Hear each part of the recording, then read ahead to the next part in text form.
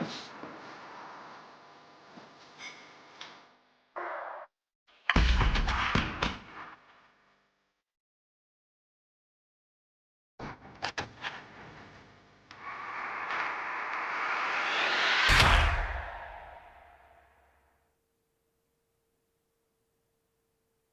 Mitsubishi Electric, we're helping create a more sustainable future for her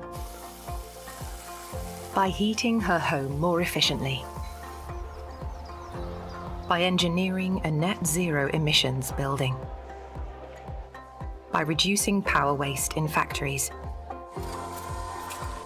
by helping make renewables more energy efficient, by making changes for the better, for everyone.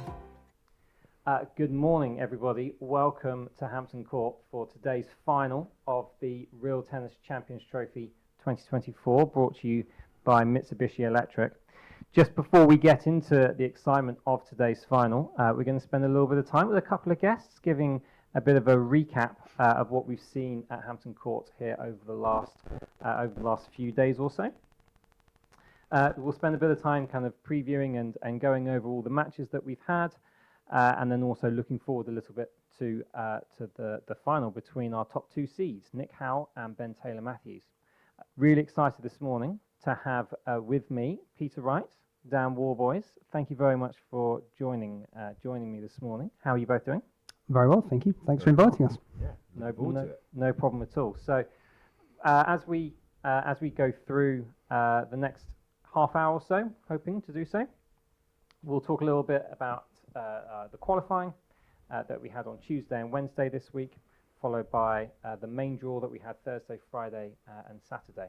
We've had a couple of changes in the format of the tournament this year, which I think has made it a little bit more exciting and definitely something that's add a little bit of a different dimension to what's going on within the tournament. So let's start off with our coverage of Tuesdays and Wednesdays qualifying events. This year is a little bit different. This is our 6th Real Tennis Champions Trophy at Hampton Court, and this time we've got 2 qualifying groups of 4 players, compared with last time where we'd have just 1 group and top two players would go through. I think it's a great chance for the next level, the next tier of Real Tennis elite players to start getting more exposure in these amazing kind of tournaments. And Dan, let's start with you. Who's impressed you the most during those qualifying matches? I think personally, Nino coming through that group as 4th seed, I think was really impressive. Put some really strong performances in a really tough group with Darren Long and Lewis Williams. Obviously Vaughan with the year that he's had as well, he'd be a bit disappointed coming bottom of that group. I think it was a bit harsh on him. I think he played really well. But Nino, I think for me, just absolutely played some brilliant tennis and really deserves to get through.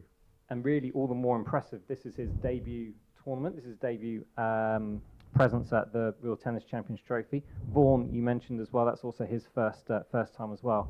I think I agree with you. Nino's had a fantastic tournament, fantastic season, and I think getting through to the main draw here has been a great success for him.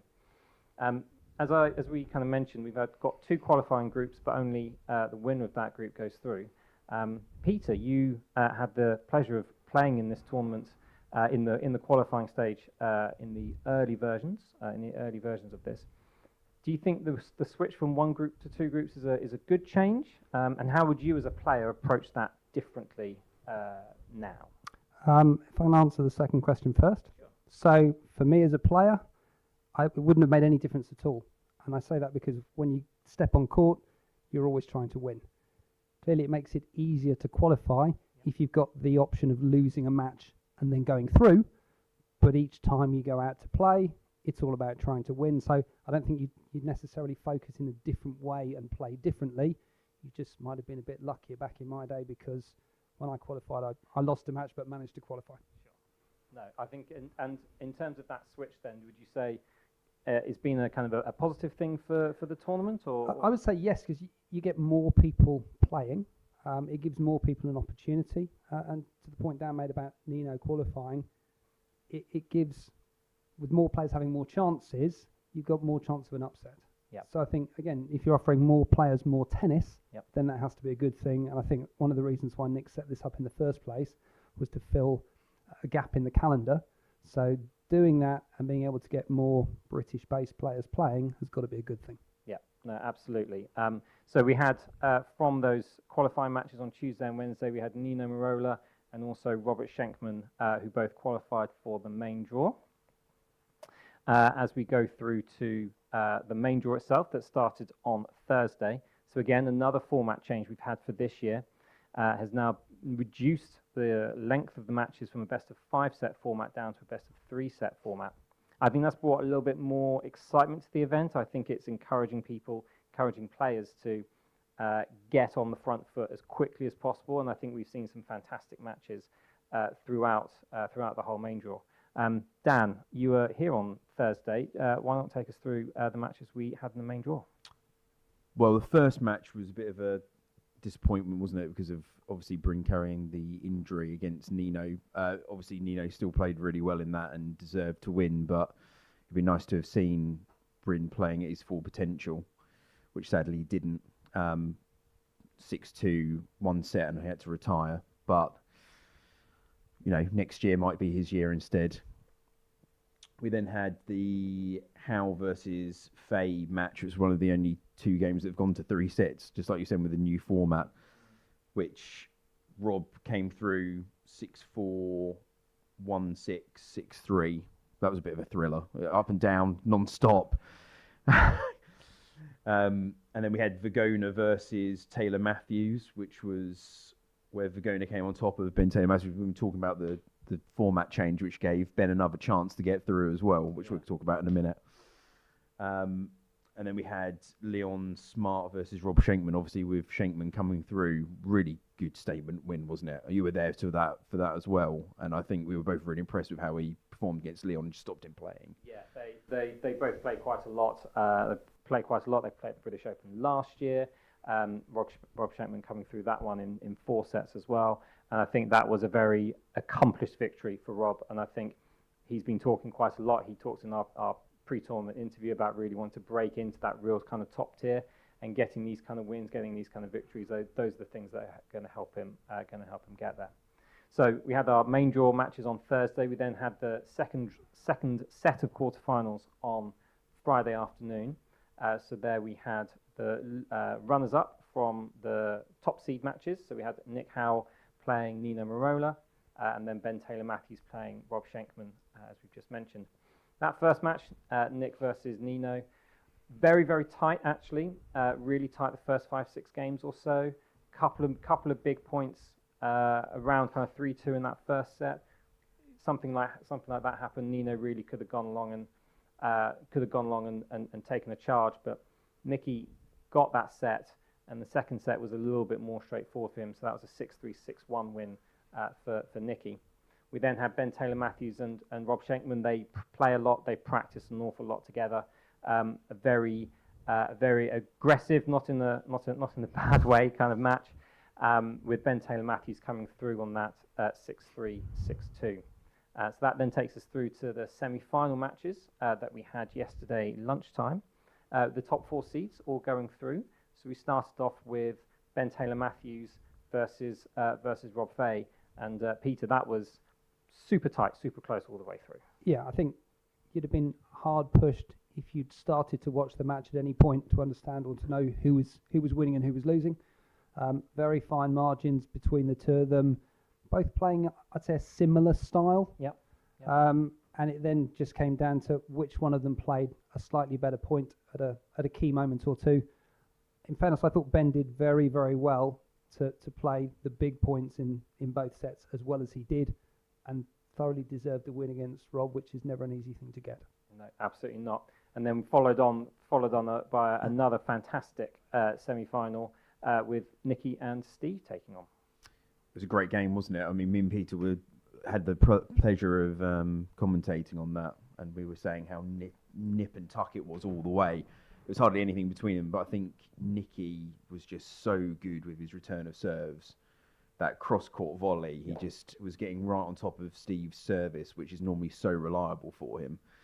That left-hand railroad is normally so effective, and he was just nullifying all the threat from that at all, wasn't he? Oh, for sure. And I think, to me, It was Nicky's serve and Nicky's return that let him win the match, and he had control of points more often than Steve, and was therefore able to do what he wanted after hitting that great return or that great serve, which again just gave him the edge. Absolutely. We had the chance to hear from both of those players after the matches yesterday afternoon. Let's hear what they both had to say. Ben, you like playing on this court. That was a tricky match today, but come through with the win. Yeah, I don't know about like, but I seem to kind of feel like I've been in survival mode all week. Didn't quite survive enough on Thursday. So the nearest ones between me and you. Yeah, I mean, it's just you've just got more time than you think. So it's really tough against somebody like Rob because he gets so much on his shots, so much pace, so much work, and then the court just takes a bit out of it, but you just don't believe it's going to. So it took a bit of time adjusting, but yeah, happy to survive, as I say. That first set seemed to have absolutely everything. You actually weren't ahead in that set until right at the very end when you took it. How did you keep your head in the game? How did you keep your focus to try and get on through to win that first set?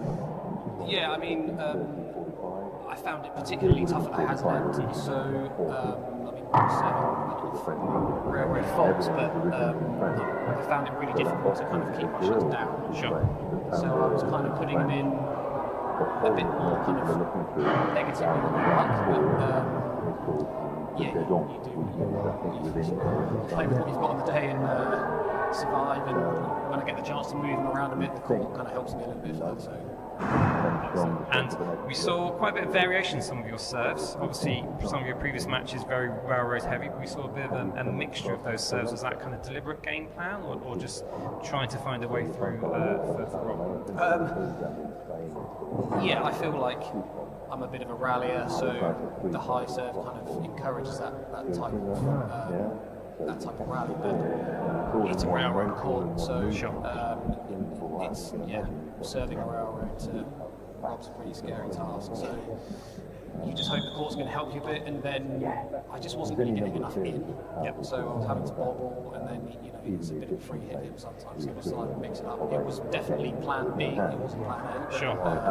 It seemed to work when I needed it to at times. Sure. We've got our second semi-final coming up just now. What's your plan for the rest of the week? I'm asking for a prediction. What's your plan for the second semi-final? Are you going to step out, make notes? What's your plan for Nick versus Steve? I won't be making notes. Where are we? 1 o'clock. I'll eat. Okay. I'll eat. I'll try and keep out of the sun. Just try and keep it. Probably watch some Olympics. Fair enough. Congratulations, Ben. Thank you very much for joining us, and well done on your win. Thanks very much. So, Nicky, through to your first Champions Trophy final. How does that feel? Delighted. I've been coming here a number of years. It's always been a fantastic tournament in the middle of summer, and to get to a final, I know it's going to be a great crowd tomorrow. So yeah, I'm super excited to be there. Good. And how did you feel you played today? Yeah, I mean, I played well. Coming up against Steve Gona, unbelievable player, legend of the game. So I just knew I needed to keep pressing, keep things as tight as I could, because he's so dangerous. The minute he's a little bit loose, he's probably the best target hitter in the game. So I was happy that I was able to keep it tight enough just at the right times. You look like you played fantastically well. So you've had some very close battles with Steve over the last 18 months or so. Yes. Did that help you form your game plan for today? Yeah, I mean, we played a bunch of times now, so we know each other's games pretty well. And yeah, it keeps it pretty simple. This is my game plan, and I do have game plan B if needed. But yeah, it does help coming up against each other enough times, and having a win now over Steve sort of helps give you that confidence that you can beat him, because he's beat me many times before. Great to hear what both of those players had to offer fresh after their matches yesterday at lunchtime. So we now look ahead to the final. Nicky Howell versus Ben Taylor-Matthews, the top 2 seeds taking part in our final shortly. Will both be playing for the Champions Trophy for the first time. Ben has made the final 4 times in the past, but never been able to get over the line. And this is Nicky Howell's first final in the Champions Trophy. Gents, open question: how do you see this match going? Would you even dare to offer a prediction of where this is heading? Do you want to go first, then? Oh, I'm going to see what you say first. That's very kind. I think it's difficult to call. I think a lot of it's down to Nicky's serve and return. Yep. If Ben is able to nullify the strengths that Nicky showed today, then I think it'll be Ben that comes out on top. Yep. If Nicky's able to keep serving as well as he did, but also to put pressure on Ben when he's serving, then I think Nicky wins. So maybe a bit of a fudge of an answer, but without knowing how the two of them serve and return, it's tough to say. I think the way Ben played today, I was really impressed with how he responded to Rob and the changes that he brought. I'm just going to go with him sneaking it. Not because I think there's much between them, but I just think the way that he played today, I just think he's going to just have that little edge, and he's got that desire to win for the fifth time he's going to be in the final. So I think he's going to get it over the line this time. That's my prediction. Very good, very good. Yeah, I think, guys, you're both absolutely spot on. It feels very, very close to court. I think Ben is very comfortable, very familiar with how this court plays, and so I think any other court, actually, it may be a little bit more in Nicky's favour. But I think here, I think particularly the crowd will get behind Ben quite a lot as well. I think it is going to be genuinely quite close to 50-50. But far be it from us to come up with three quite questionable predictions. We will find out the answer for sure very, very shortly. So one of the things we've always wanted to try and do here at the Royal Tennis Court is really just try and give everybody a bit of a feel about what it's like playing tennis at this fantastic facility, at this fantastic court. We've obviously watched the elite players show us how it's done very, very well over the last kind of few days or so. But what's it like for everybody else? What's it like for regular real tennis players around the world and around the UK? So to find out a little bit more about that, I spent a little bit of time earlier in the week with a very familiar RTC face, and let's see what we found out. So we're here at Hampton Court Palace for the 6th running of the Champions Trophy, brought to you by Mitsubishi Electric this year. And this time, I thought it'd be quite nice to just get to know the court a little bit more. We've been obviously watching some of the world-class players battling it out all week to be the Champions Trophy winner. But what's it actually like to play on this court? What's it like to have the feel of being on this court and playing tennis? And so, to get some more, to get a much more expert opinion about this, I've very kindly recruited our head professional, Nick Wood. Thank you very much for taking the time to do this, Nick. It's amazing always standing on this court, all the kind of history and tradition that we've got going on here. But as a tennis player, what is it like to play on this court? Well, I think first of all, it's just the atmosphere of stepping onto such an ancient and important court in real tennis. It's something that everyone should do in their real tennis playing career, is to tick this one off the list. But I think when you step on court, you kind of feel the grandeur of the court. And I think it's quite surprising when you walk through the door and actually how big the court is. The scale of the court. It's the biggest court in England. In fact, you were saying the other day that actually the footprint, the floor space can take the entire Oxford court. Yeah. And penthouses included, just in the floor space of the Royal Tennis Court. So we are comparing the biggest court in England with the smallest court in England, of course. But Oxford is a bit of an extreme outlier, but yes, absolutely, of course. So it's a big floor space, and so yeah, that's the sort of first impressions I think people have when they come on court.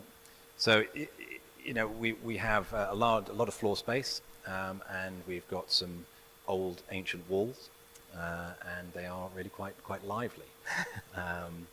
But to say that, we are, as the head professional, I'm very keen to make the court playable, obviously, but playable in a way that sort of attracts good quality real tennis. And I'm very pleased to say in the Champions Trophies that we've had over the years, we've been seeing some amazing rallies here at RTC, and the players have had to really work hard to win their matches.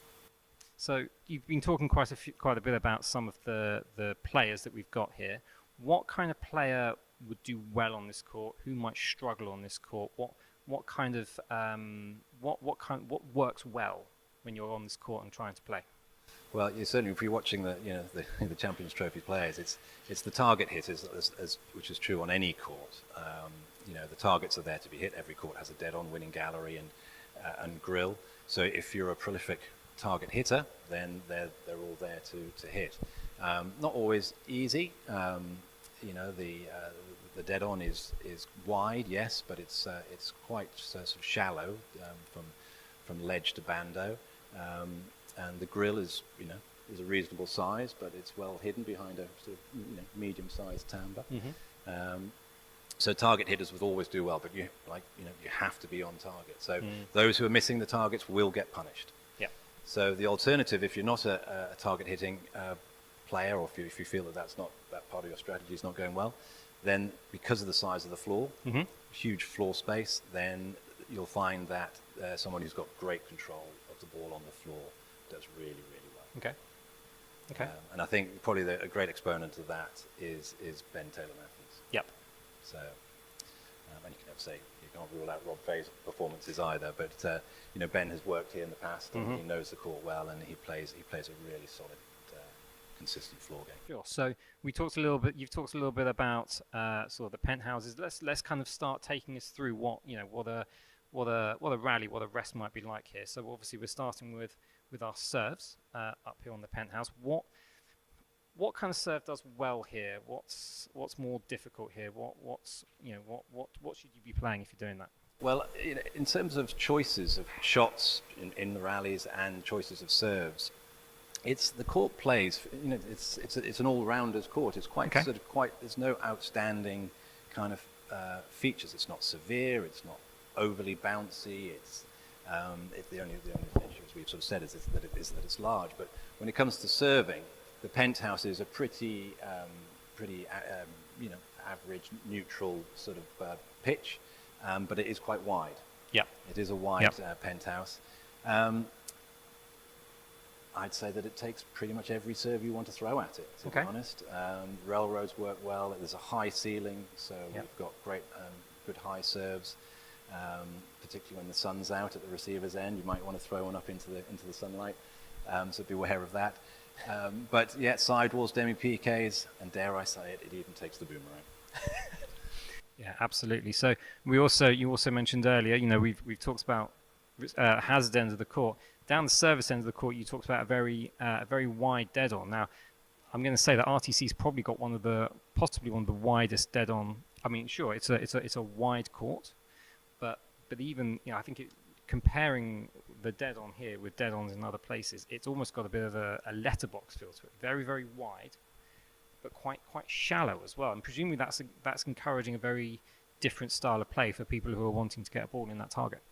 Yeah, definitely. I mean, if you're going for the dead-on,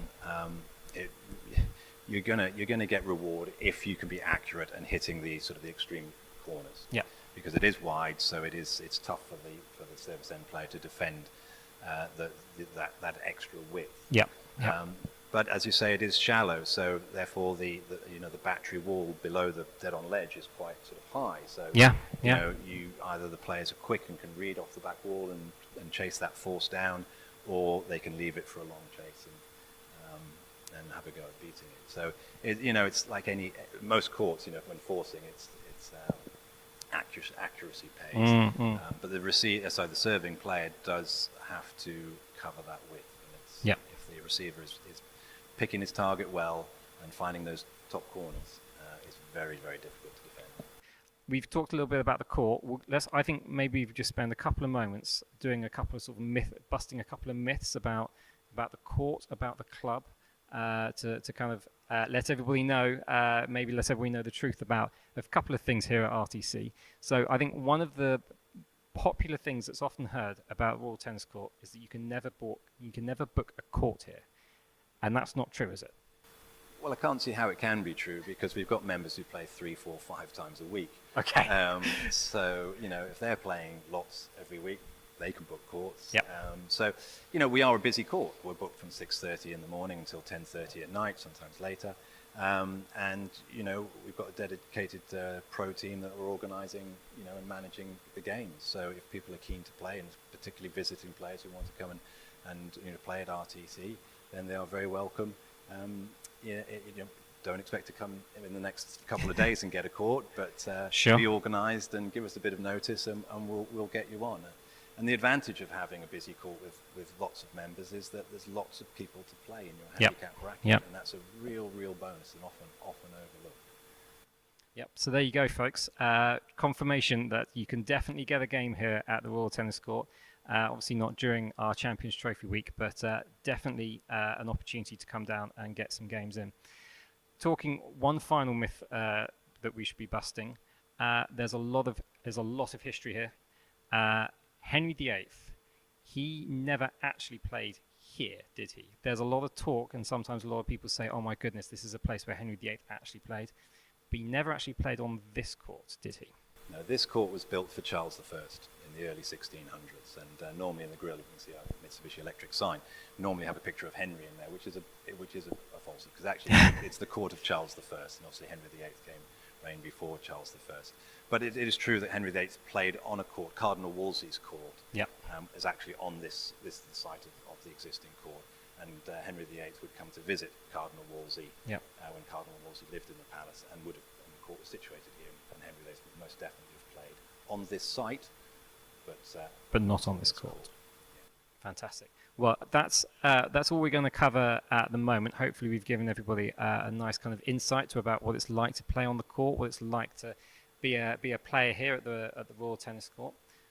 Looking forward to seeing what we have later on in the show. Great. That's it. I got to say, I absolutely loved being on court with Nick Wood yesterday. I know he's not someone who loves being in front of the camera, but we had an absolute blast. It was fantastic to get all of his insights and fascinating views about what it's like to play on the court. At Mitsubishi Electric, we're helping create a more sustainable future for her by heating her home more efficiently, by engineering a net zero emissions building, by reducing power waste in factories, by helping make renewables more energy efficient, by making changes for the better, for everyone. Here at Hampton Court. Gents, very quickly, you both played here an awful lot. How do you find it? How do you find it stacks up against other courts around the world? I may be a bad person to ask that question to, because I volleyed so many balls that in some respects it didn't matter which court I was on. I liked playing at Hampton Court as it was my home court, a little bit wider, a little bit bigger than other courts. So for somebody that liked to volley the ball like me, it gave me the chance to maybe move people around a little bit more. Conversely, for somebody who was getting on a little bit while I was playing, it meant that I had to do more running around as well. So what you gain in one hand, you lose in the other. I always feel it gives you a little bit of a chance, this court, as well, doesn't it? There's always that bounce where if you're not quite getting to the corner, sometimes it gives you that little nick and bounce out. There's a bit of that. I must admit, in the times that I played here, it changed dramatically. In 10 or 12 years, it just seemed to get a little bouncier, didn't cut down as much. So maybe that was surface, maybe that was a change to the balls, I don't know, but it definitely seemed to change in the time that I was playing. Sure. No, thank you, gents. Fascinating, great insights as always. So we're getting very close to match time now. Only a few more moments to go before Nick and Ben face off in the final. It would be a little bit remiss of us at this point to just spend a couple of moments reflecting on some very sad news that we've had in the real tennis community over the last month or so about the sad passing of Adam Phillips. Adam was a fantastic marker during some of the Champions Trophy matches here in the kind of pre-COVID era, I should say. He was always happy, always really enthusiastic, and the players had so much respect for his marking abilities. Gents, your thoughts and reflections on Adam? Just a larger-than-life character, always very bubbly, always very smiley. I bumped into him either at Lord's for some of the amateur events that used to take place there, and he just always welcomed you to the club and make you feel that it was a joy to be on court and be marked by him. I was also fortunate enough to practice with him a little bit, so he covered at Hollyport a few times where I used to play, and again, just loved being on court, loved hitting balls, and gave an awful lot to the game, but also to the people he was on court with at the time.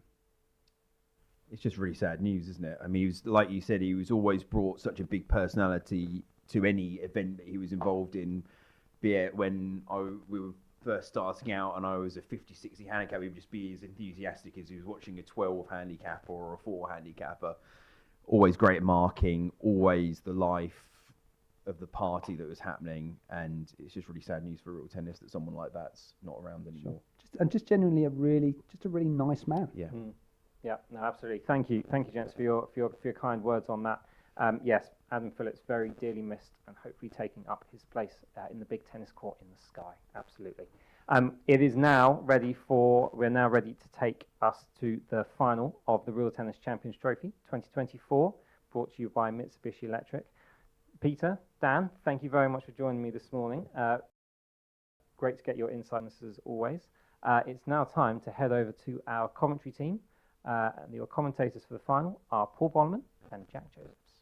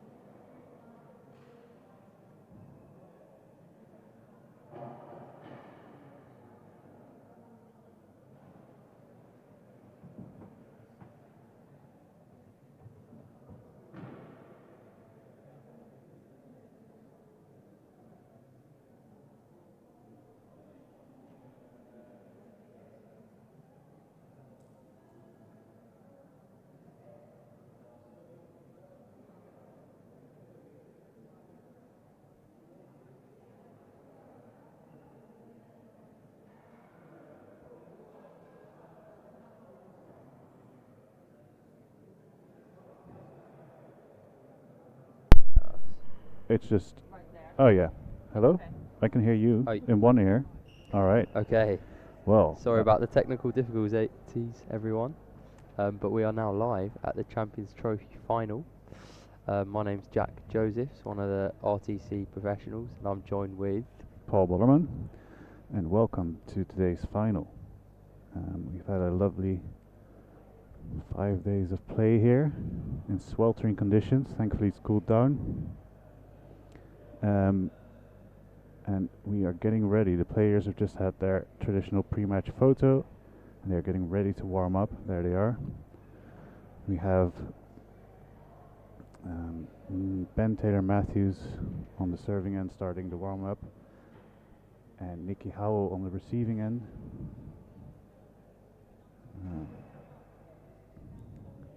Jack, how's the past few days been over here? It's been a really, really good week. really good week actually. This would be the third Champions Trophy I've been involved with. Obviously, the first one I was very, very new to the club, but I think each year for me personally, it's got better and better. I feel like I've got more involved each year. Certainly. You've done a lot of the marking. Tell us a little bit about that. How is it this year? Yeah, really good.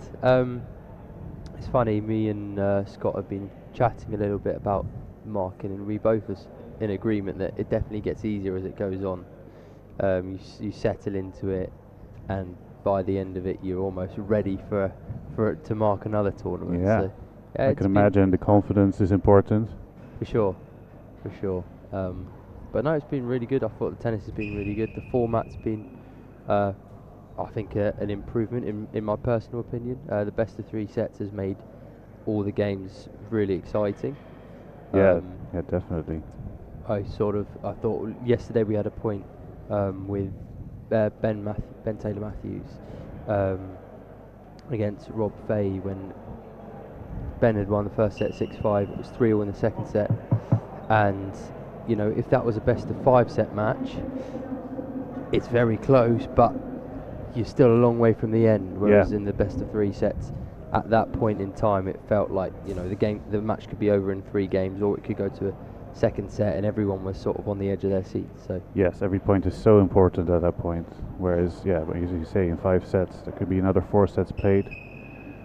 Just that difference, that explosiveness that these players can show now, compared to playing a best of 5. Who do you think will favour in this matchup? I think, as per I've been saying for most of the tournament, anyone can win it, really.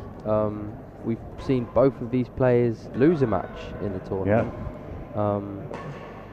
And yet here we are with both of them in the final, so it's really difficult to predict. They've both had great wins yesterday, but I'm not going to sit on the fence.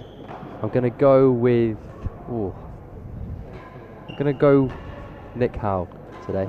I think with the form he's currently on, it's hard to argue. As well as that, their recent records. I think the last 5 matches they played have gone into Nicky's favour. So he's the clear. It is a game of margins, but he is the favourite today. However, Ben is looking very comfortable on this court. There is his player profile. Professional at Bristol. He's just had a fantastic tournament. Had a tough match on the Thursday against Steve Fragona. Barely lost that 6-5 in the third. And then yesterday, Nicky beat Steve Fragona, and the reverse happened to Nicky, because he lost to Rob Fay in his quarterfinal, 3 sets, and then yesterday, Ben beat Rob Fay, both in 2 sets, but both matches could have gone anywhere. They were excellent, high quality matches. If you've watched any of it, you will know, and if you haven't, you should go back and watch those matches, because they were high quality. And here you can see the results we were talking about. So a good tournament for both of them, I think, and I think Ben in great shape. There's his tournament history for the Champions Trophy. Last year he made it to the finals as well, losing to John Lumley in 3 sets. Hard-fought match, but John in the end was I think flawless. And I think Ben always does well on this court, as I said earlier. What do you think Ben does here that is so effective? Well, actually, I think Ben used to work here, which helps. Of course, he was one of the professionals here for a good stint. I believe he came here when he was about 18 years old and played here for a number of years under Nick Wood, which you can very much see. He's very comfortable on the court. His game, he keeps it very, very simple. Not necessarily the most aggressive player, but very, very tidy. Probably the most tidy I've seen. Yeah. So all of those factors give him a really good chance here today. but I think his court familiarity and his playing style will really give him a good chance. And there we have Nicky Howell's player profile. See on the bottom a new stat, the court adjustment factor. This is based on a few things, mostly I think the results on this particular court. How many times have they played here? How many have they won?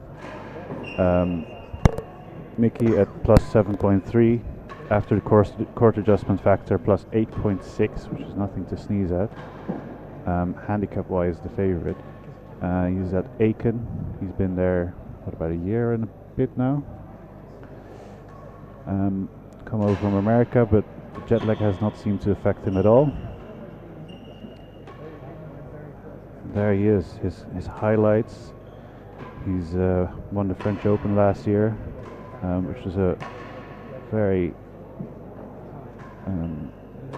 weighted tournament. He has made it to the World Championship final eliminator final, playing John Lumley, of course.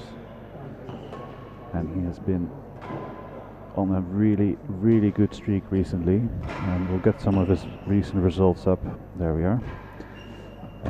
He's just only really been bested by John Lumley, really, and Rob Fahey recently, but you know, best of 3 sets.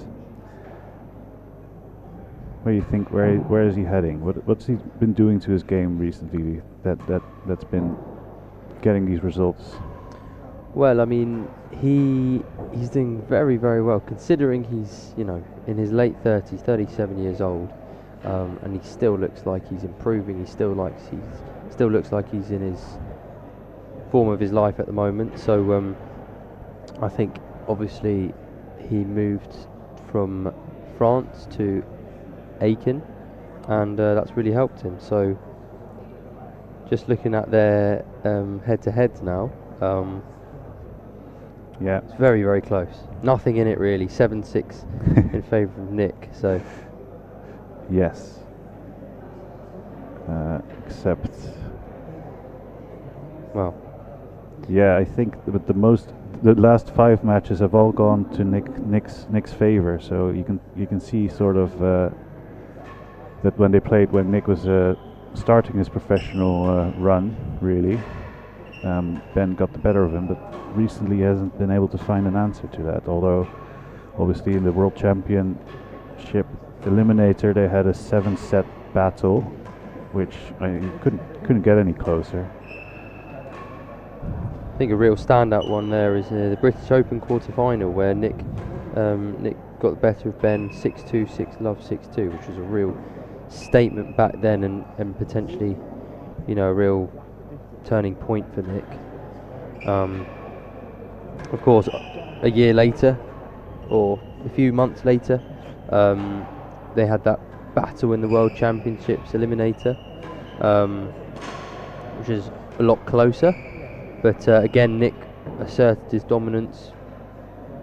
I would say it was a fairly comfortable result in the end. Yes, he got a 3-1 set lead after the first day, and then then makes it easy in 2 days. Got some YouTube comments coming in. Very good to see. We got Mark Heffernan. Good morning from North London. Looking forward to some incisive commentary. Well, that is definitely what you're going to get with us. We are probably the 2 meanest commentators on earth. And then we have Alexander Hopkins from South London, who has never played real tennis, but the Real Tennis UK amateur champion, Rob Shankman, gave me a lift in his car, which made him want to watch this. Oh, that's nice. We always like to get new people in. And there we have the current world rankings. With Ben Taylor Matthews has just, due to his win yesterday, made it to number 4. He's overtaken Rob Fahey, who slipped down to 5. Yeah, so I'm not entirely sure how many ranking points are on the line here, but 6,000. So it's going to be not quite enough for Ben to make it past Nick on this match, but it's going to set him up for a really, really good showing. And there we have the current world rankings. With Ben Taylor Matthews has just, due to his win yesterday, made it to number 4. He's overtaken Rob Fahey, who slipped down to 5. Yeah, so I'm not entirely sure how many ranking points are on the line here, but 6,000. So it's going to be not quite enough for Ben to make it past Nick on this match, but it's going to set him up for a really really solid top four at least. And there we have the world race. Obviously, Cameron Rivera is a champion. John Lumley and Nick Howell are currently definitely going to qualify for Eliminator, and then Ben Taylor Matthews and Steve Fergona are on the edge. And yeah, it looks pretty set, doesn't it? I mean, Bryn Sayers is obviously in that 5th spot, the spot you don't want to be in, and he's got a lot of catching up to do with Steve and Ben. So, especially after this match, Ben might steam ahead a little bit if he can get a good result here. But those 5 spots are looking fairly safe at the moment as it stands. Yes, especially with Bryn having a little bit of a hip injury. Looking in his match against Nino, he had to forfeit, unfortunately, which is always sad to see. Here we have the matches that we've been alluding to. With the format, there's 2 qualifying groups. Also in the pre-show, this obviously has been covered in great detail by Giles Doy, Dan Warboys and Peter Wright. But 2 qualifiers going through, Nino Marola and Robert Schenkman. They each in their quarterfinals unfortunately had to... Oh no, that's not true. They each in their quarterfinals made it to their second quarterfinals and playing these 2 players here, so losing to the finalists, which is a very, very good thing to do in general if you need to lose. What matches, what standout matches do you think have been here? Well, they've all been so good, haven't they? They have, they really have. For me, there are a couple that stand out. Firstly, Steve Agola and Ben Taylor Matthews in the first quarter-final match was an epic. Ended 6-5 in the 3rd set to Steve. Match that could have gone either way, really, contrasting styles. And then the other one was yesterday, Rob Fahey and Ben Taylor Matthews, which again, 6-5, 6-4 to Ben, held his nerve very well.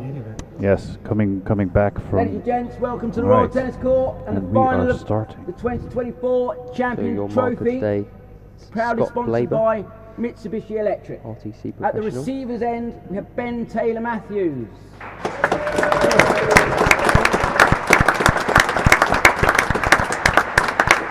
At the server's end, we have Nick Howell. We've got a full crowd today, the Royal Tennis Court, ready for the start of the match. Best of 3 6-game sets. Good luck. Play.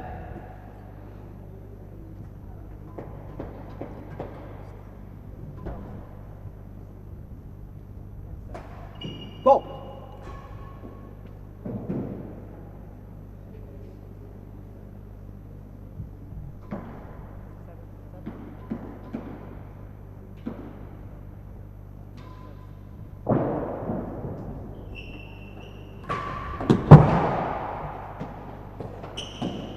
Second gallery.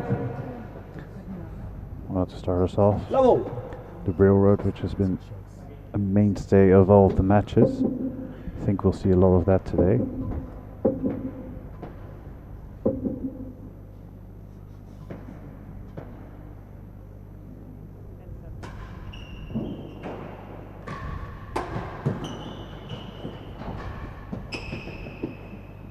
What's in the yard?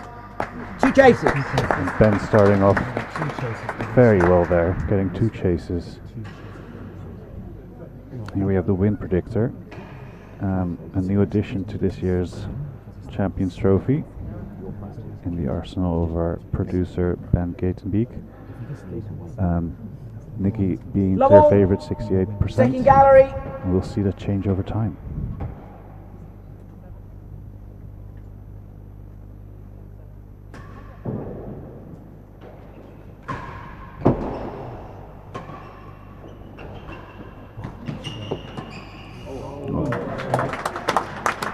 Beautiful retrieving from Nikki there. 15 love. Chase Worse than a yard. Coming up. You think Nikki will go on the floor or into the dead on? Lost the chase. There we have our answer. Neither. He was in between, yeah.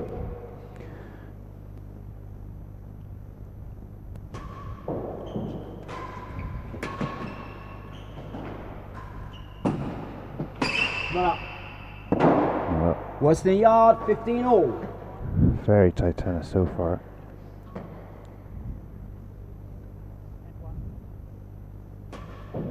Bolt. Fine.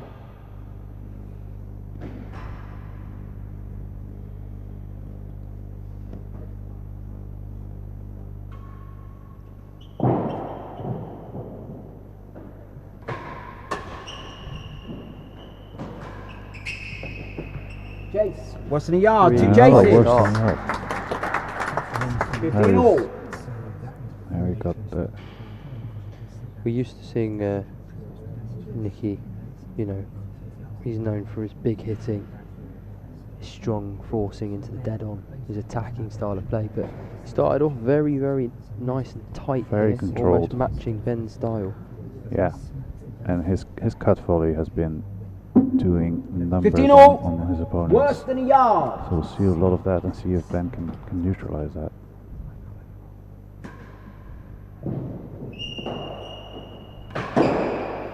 Whoa. Lost the chase. I think that would have been low 30-15 anyway. serve leads. It was a good serve from Nick to force Worse Ben than a into an yard. awkward position, just having him out of balance a little bit.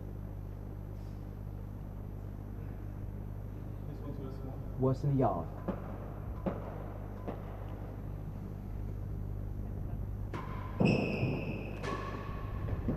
No, for Ben and 5, lost the chase. Brave That's from Ben. 40-15. Trying to beat worse than the yard with the cut volley. He did connected well, didn't quite make it.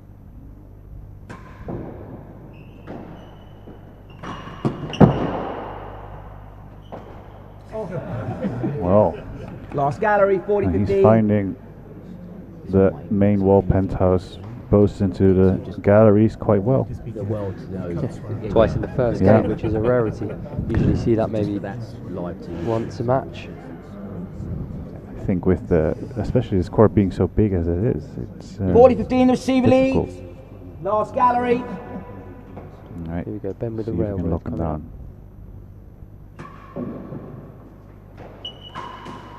Yeah, nice and tight. 30-40. Low on the back wall. It doesn't bounce up that much if it hits the back wall first.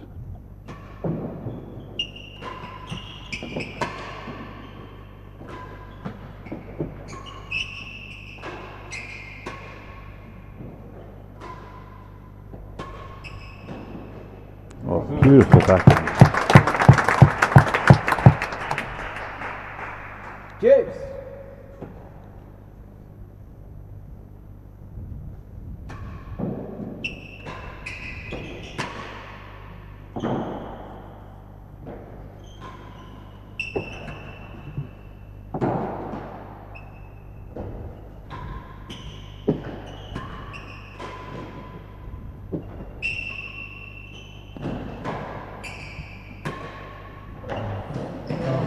Great play.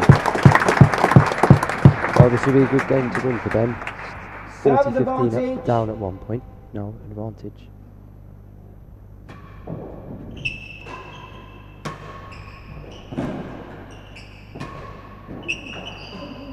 Yeah. Great start. Great start to Ben. First game, serve leads. Managing to control the points from the service end very well there.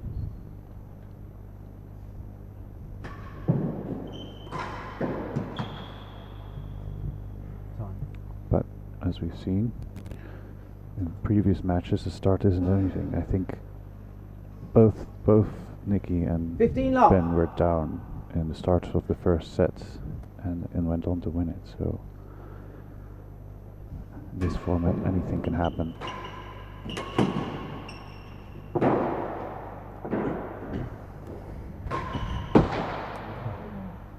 Nearly a yard worse than the last gallery, 15 love.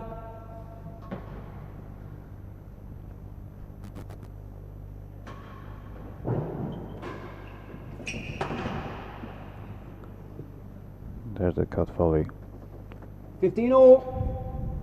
making it awkward, hitting it a bit shorter.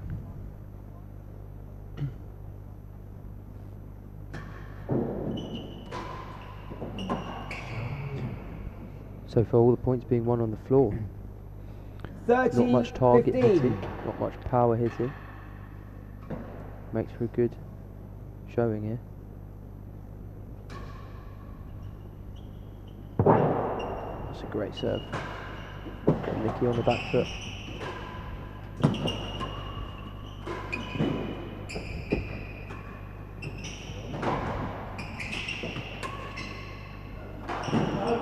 Well played. Beautiful point. Ben 30 all. getting Nicky running from side to side. Ball.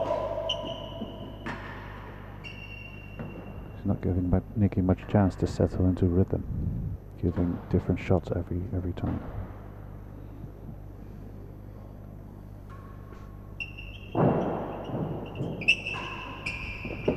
What's in the yard? Two chases. 30 all. Yeah, we got some. The retrieving from Ben has been very good. He's managed to work himself out of quite a few difficult situations. You know, he's hitting it up on the penthouse, but he's managing to convert those points. So what do you think is the tactic there? Do you think the court's just a little bit too bouncy to kill the balls off the penthouse? So it's 30 all. It'll just help you get back into the Nearly point. a yard worse than the last gallery. It's definitely a case of Nearly a yard worse. the more you can retrieve, the more you can stay in the point, the more you force your opponent to make the errors. Bolt! So it's a fairly easy court to defend for a defensive player because it's fairly bouncy. It's quite double fault. fault. 40, First 40 30 receiver leads worse than a yard. Not the first one of the tournament. Out of court. We've got some more comments in. Alexander Hopkins, a friend of Ed K.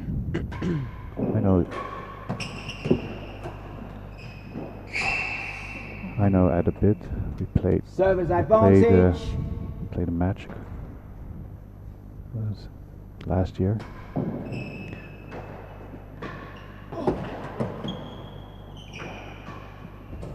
The door. Stood no chance. Advantage one chase. But nice man. Lovely little son too.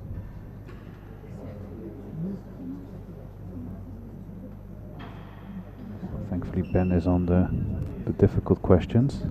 There's indeed 25 players in the top rankings, but rankings are tracked Receiver's generally advantage. The door.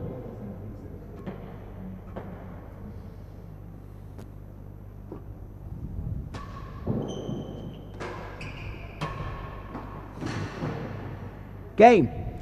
That's one game all. Another juice game. One game apiece. 1-1.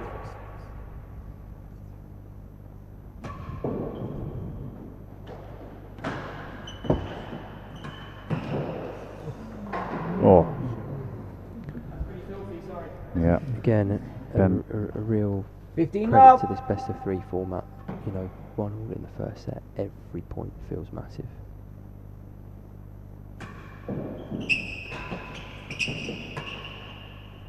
Oh, what a shot. Beautiful. Bang on the nose. Hitting the bell. 30 love.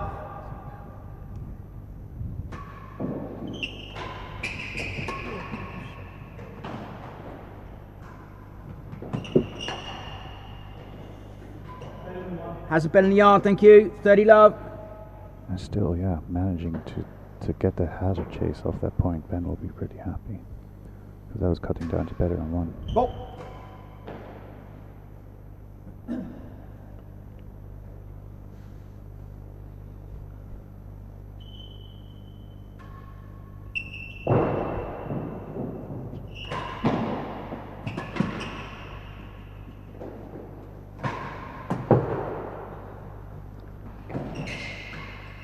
Oh, there we go. Talked about this court really suiting a defensive style player, and there was a couple of points in there that really just proved that point. Yeah. We're about to see a replay here. That was the winning gallery shot, but the point before in that It ended up in a hazard chase when Nicky just cut it down to the forehand corner of Ben's. Ben made it look so easy getting that ball, whereas another court it might cut down and Ben might have struggled to get that, but he looked very, very comfortable retrieving that ball here. Yeah, he seems to have his game 40 plan love, all the sorted receiver out. leads. Hazard better Nicky to than find a an yard. answer there. Hazard.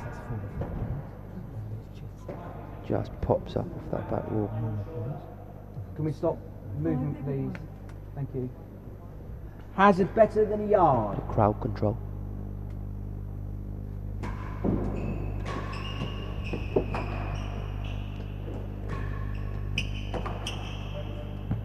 Game. Very convincing game from Ben there. 2-1, the receiver leads. 2-1. Just seems in control, but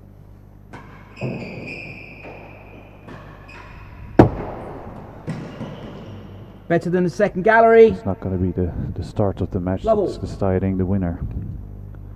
And Nicky has a habit of really putting his foot down on the right moments.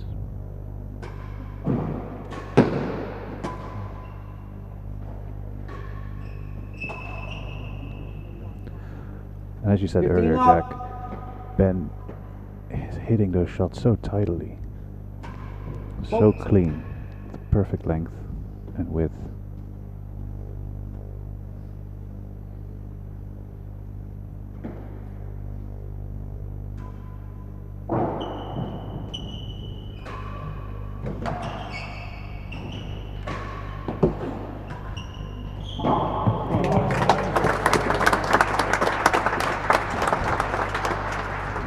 Nicky's going to need a few more of those to get back in this match. To get a foothold here. Yeah.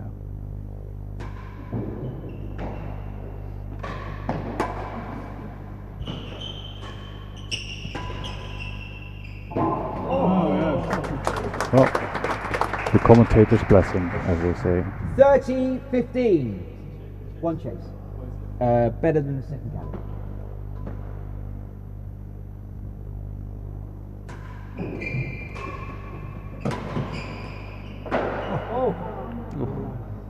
Oh. Hasn't been in the yard, 2 chases. Couldn't quite get the 30-15. 3 in a row there. But yeah, he's only spending, what was it, 3 points at the service end. I think that's something he's got to improve upon. Yeah, I think the style of this match, the way it's gone so far, has really suited Ben. He's keeping everything nice on the floor. Yeah. Not giving Nicky too much opportunity to come in and really drive the ball and really punish him. So 30-15. Yeah, and serving in a way. Receiver leads better serving than in the a way second that gallery. just doesn't allow Nicky to get his cut volley in.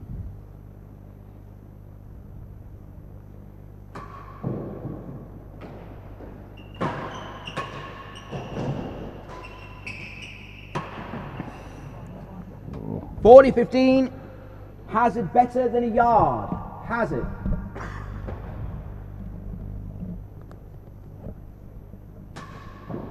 Bolt. Ooh, big call. I'm sure Ben will have some replay on that. I'm sure Ben will discuss.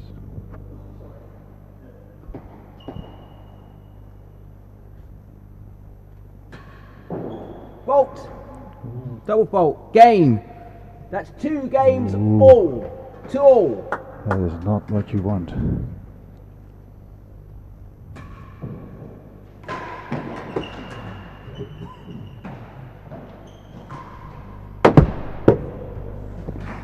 Beautiful shot. Bottom right corner of the bedon. And there's just a slight shift in momentum here, I think. Bolt. Yeah, he's starting to come through with his target hitting. Feel a little bit of a shift.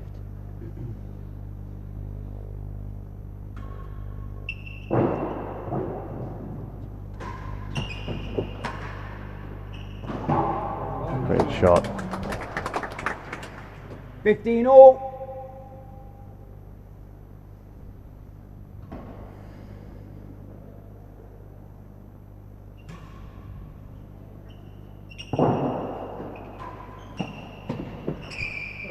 Thank you. 30-15.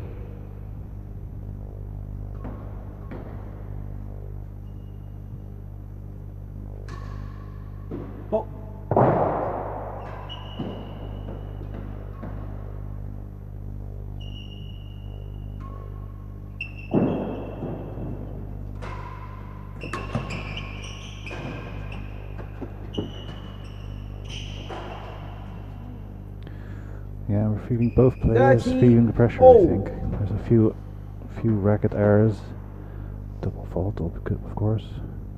I think they know how important this game is. Great get.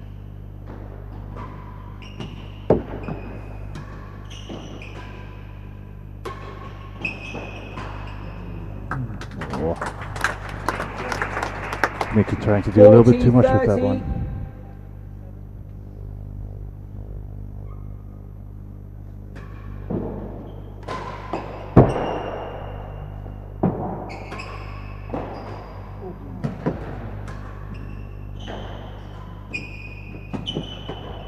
Stroke.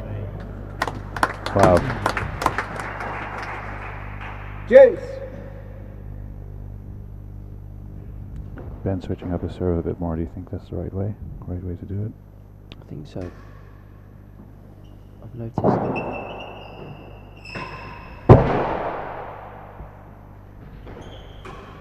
Oh, there we go. Winning gallery number 3. I've noticed throughout the tournament, he sort of started matches. Service advantage. Going for that high side wall. Usually ends up moving towards the railroad towards the end of the matches.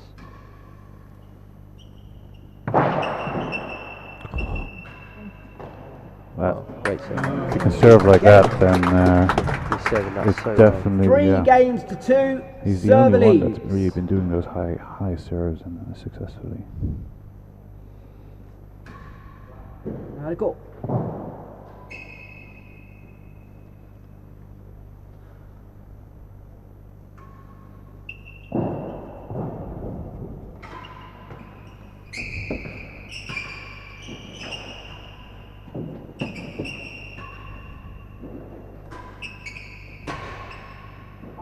Beautiful. What a start to this game. What do you think Nicky should start doing a bit more of, if anything? Because he seems stuck. Yeah. I think.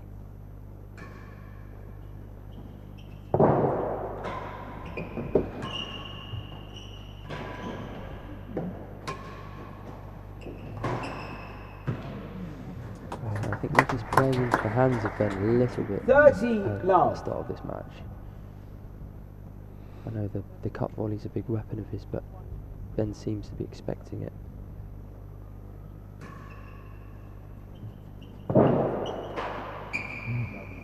Loose shots, yeah. 40 love. Yeah, I think you're right. I think he might need to be a bit more aggressive. Maybe go for the galleries every now and then.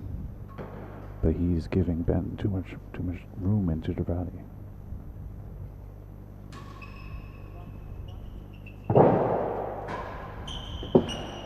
Better than 3. 40 love and a chase. Interestingly, a bit of a random point, but there's a huge difference in the size of both of their grips. So yes, I had the pleasure of stringing both of their rackets this morning, and it's very notable to see the difference in their grip sizes. Nicky must have 6, 7, 8 grips on there, whereas Ben looks like he just has the 1 or 2. What's the difference then in how racket handles in the grip size? Because obviously they'll have different size hands, but not that much difference. No, I think it definitely 40 love, the receiver leads. Their style of better play. than 3. Better than 3.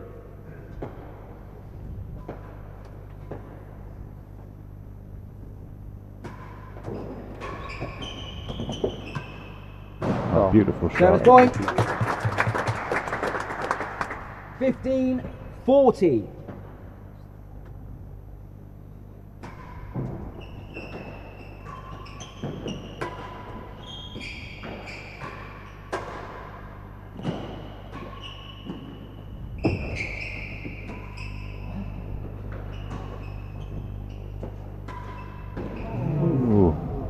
Game. Very unforced error. Just going back 4 to that point, games I to think 2. the thin grip of Ben, helps him be a little bit more flexible, have a bit more control of the racket head. Receiver lead. Keeps the racket nice and light. Yeah, you can do a bit more also with the wrist. You can do a bit more behind you. But it trades in that flexibility for stability, so You see that in Nicky's cut volley, it's just such a compact movement. This racket's barely moving, but there's so much cut on it.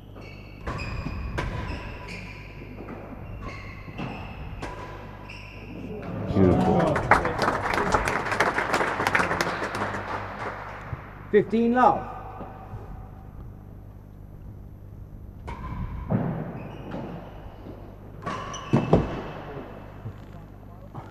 Ben second gallery. Yeah. 15 love. Ben he knows he can do this. He can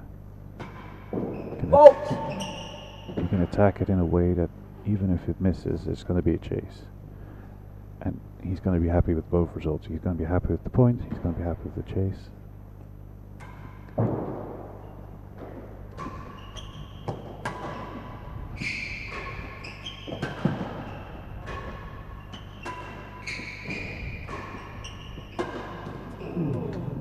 Great.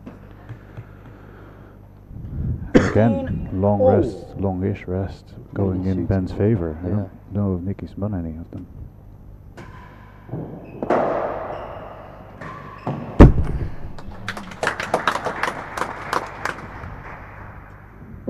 $30-15. It's looking so comfortable at the start of this match. Box.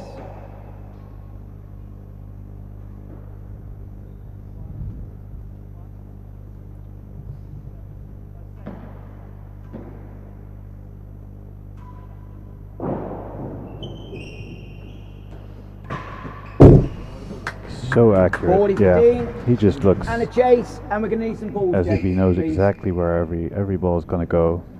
We're going to get some balls. You can see here the accuracy of Ben in play. Just that one just forces it low into the dead on. Obviously, Nicky getting a really nice volley out of that, but his return game today has been really strong.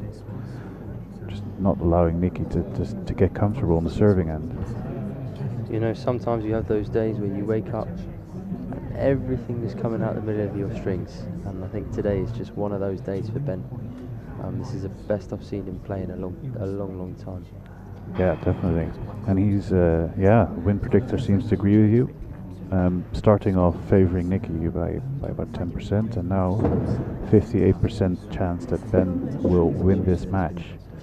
So you can see how he's turning around, and this game is going to be very important. And if he wins that first set, he's going to be in a great position. And Nicky will have to find some answers, some differences, some varieties in his play. He might want to start going down the line with his return a little bit more. He's been cutting everything into the forehand corner, and then Ben has been reading that so well. Yeah, I think especially on this court, if you play any shot into that forehand corner, 40-15. you have to be so accurate. Server leads better than the second gallery. A lot of the time it better than the bounces second out. gallery. You can feel quite comfortable with the retriever. Yeah.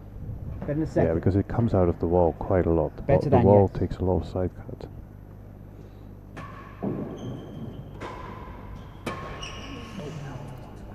Just let him off the hook. Yeah, Ben getting a bit ambitious with that volley. 30-40.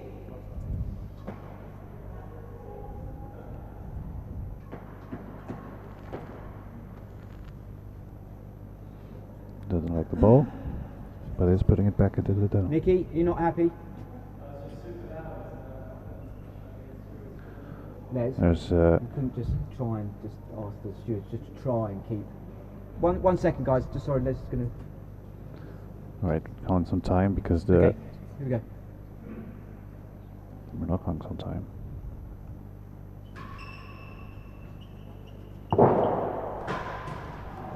Ooh. Game. That's Yeah, 5 Ben games Ben to looking 2. strong. Server leads first set. Running away with the first set now. Just one more game to win.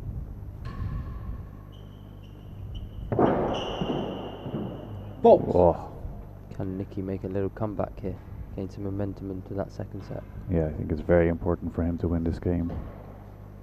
Just to stop Ben from having a 4-game run streak into the second set. Better than 2. That's a good start. Yeah. Double.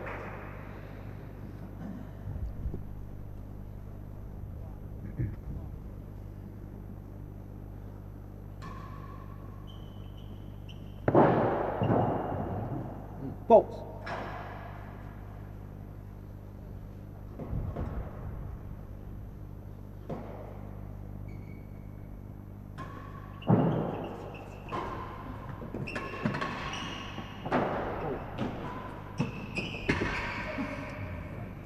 Worse than a yard. Beautiful length. 2 chases. Ben laughing because he hit the wall instead of the ball. Yeah, this is much more positive from Nicky. 2 strong chases to defend here for Nicky. Be looking for some tight serves to keep Ben out. I imagine he's going to keep on the railroad, but do you think you should swap it out? What other serves do you think he can do? Well, Better than 2. He's been going pretty strong the whole tournament on this railroad. No, it fell worse than 2. 15 love server leads. Worse than a yard. I think probably especially on these chases where you just need that control to beat them on the floor. Lost the chase. Yeah, that railroad is going to be too tough. Love. But trying to keep him at the service end, I think he might want to see if there's any. Yeah. More than a yard worse than the last gallery. Those pacey railroads, Ben has a lot of pace to work with, and then he just gets the chase. And he's been so good at the service end.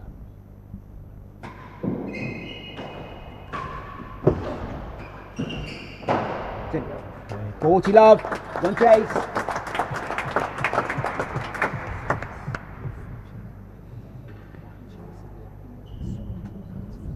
To answer your question, Alexander, it is not difficult to get a handicap. It is probably the first thing you do once you start playing.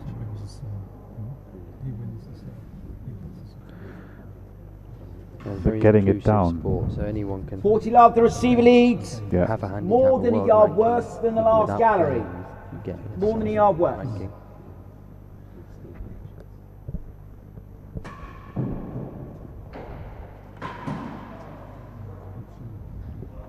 Another loose ball from Nicky. So 15, 40. people in the comments, who do you like to win? What do you think currently that's going to happen? Is this going to be the way forward? Or do you think Nicky's going to have something to say about this? Faults.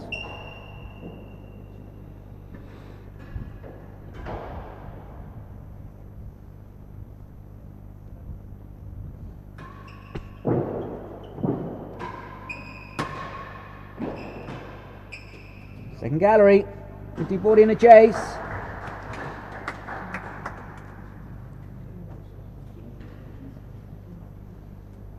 Yeah, we're seeing a few more changes of ends here in the last phase of the second set. Well, potentially the last phase of the second set. Nicky 15-40, the server leads. Needs to gallery. be on this side to have any chance to making a comeback in the set.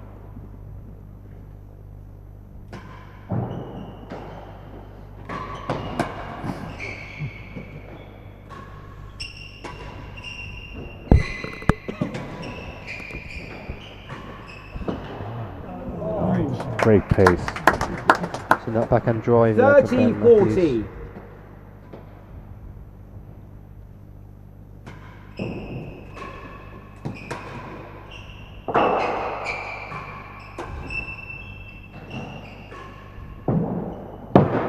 Loose ball.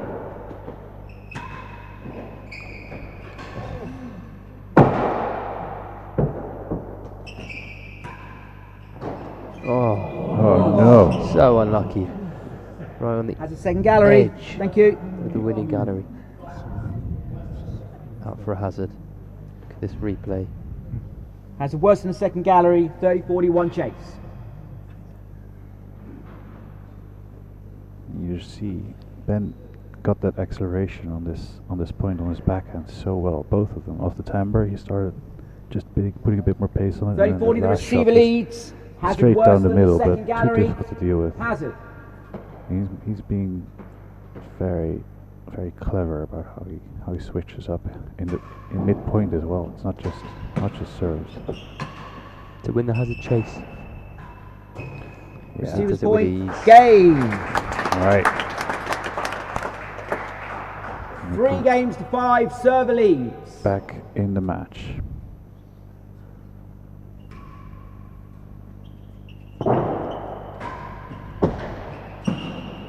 Better than the last gallery. Level.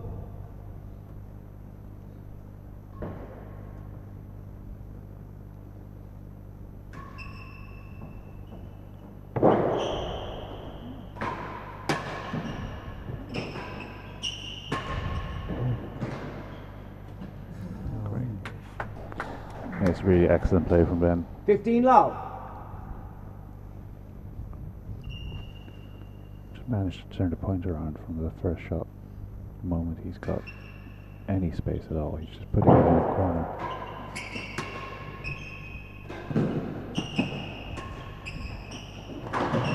And again, very tough to get out for 30 love.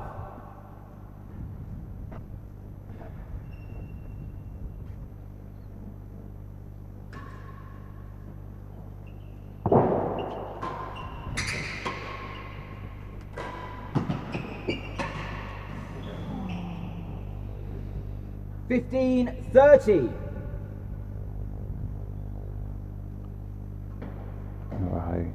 High sidewall.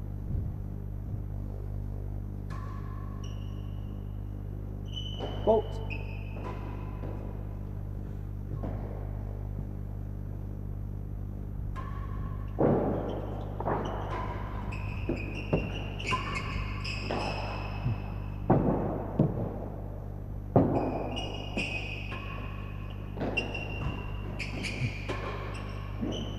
Oh yeah.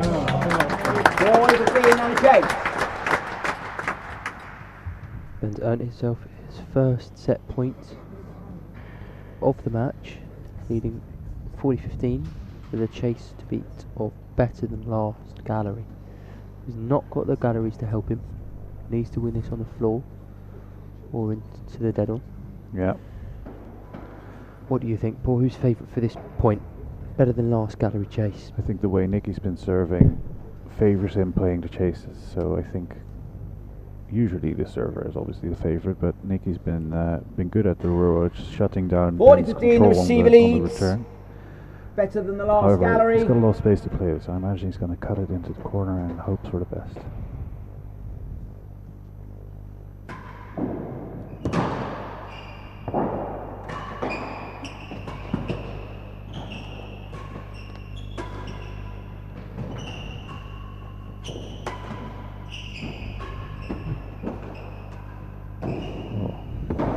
Chance.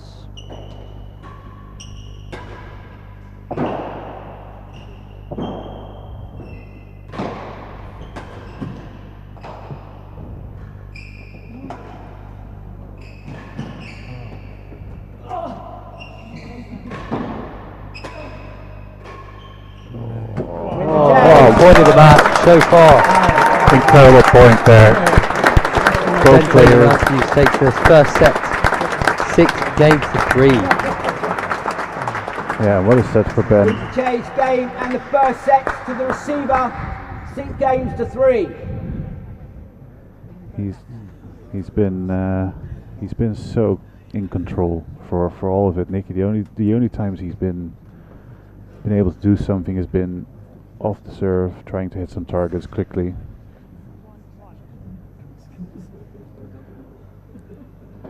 And Ben looking pumped, looking ready, doing a few squats to make sure he's extra ready for this first game. And I think if he wins that, he's going to be in great shape. Crucial first game in the second set. Not been landing as many as he'd want, Nicky.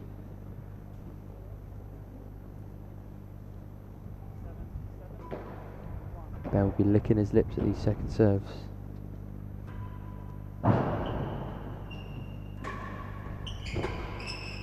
Straight away, he can dictate that point when he's got a second serve coming his way. Yeah, can just he can put it anywhere really. 15 love. Down the line, cross, and Nicky struggling to find his way into the point. Some chilled adding to the excitement.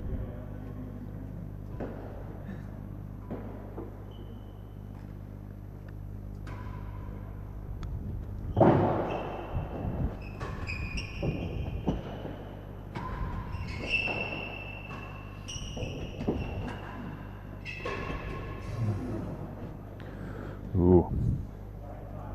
Ben, for Nicky copying Ben's high serve there, but it was very short. Got away with it at the end from one of the few racket errors that Ben has produced currently. We'll have some stats in a bit, but I imagine they'll be mostly in Ben's favor. There it is again, there's so much pressure off the return. 30-15, receiver leads. I think it is difficult here to find a serve that isn't the railroad that can keep your opponent from attacking the ball. I think we've seen that generally in this tournament, players trying other serves out but ending up going back to the railroad.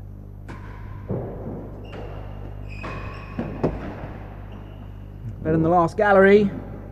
30-15. Bounce there. Yeah. The majority of serves have been railroads. They are just the best, worst, or the worst, best serve to go wrong. Best, worst serve, I guess.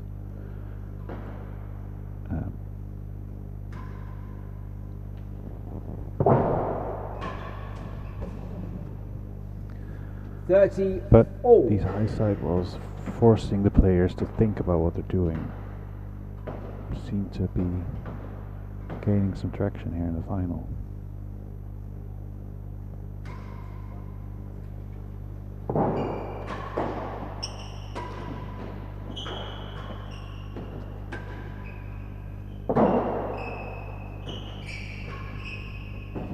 Last gallery, 2 chases. He did very well to get that into last gallery. It landed very awkwardly around the edge of the timber. There we have the stats for the first set. What do you think? Well, I mean, it's just amazing how limited Nicky's been on his target hitting. So Nicky's hit 2 grills and 1 dead on. I think the 2 grills were in consecutive points, and the 1 dead on I remember was the backhand drive off the main wall. So Nicky's not been able to hit those dead ons off the serve.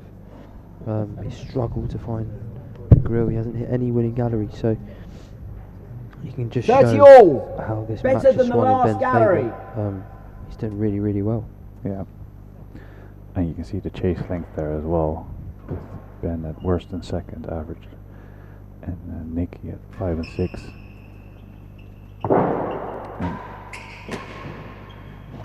Looks like Ben's just happy to get down serving and happy to get a chase. Yeah, Server he leads, just feels last comfortable, gallery. so he knows that service end will benefit him the most.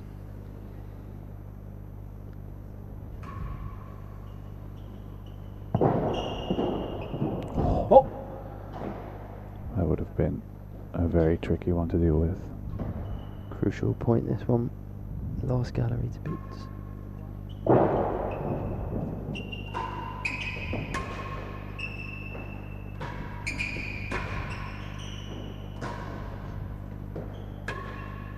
As the second gallery. Comfortable, great shot. Here's the chase and the game. And just, yeah, again, you said it at the start, Ben, just like, you know, he gets into the point. 1-0. He knows if he stays in the point, he's going to be in good shape. Spot. Not trying to rush those opportunities, just waiting for them to come his way.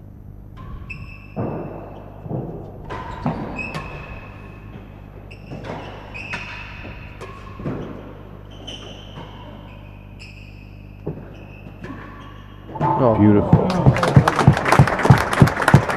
Biding his time. Nudging up. that ball back, keeping it in play. Putting up a masterclass of point construction there. Putting it cross court. Forcing Nicky farther and farther back until he gets that shot. And then Nicky's not not close enough to defend the girl.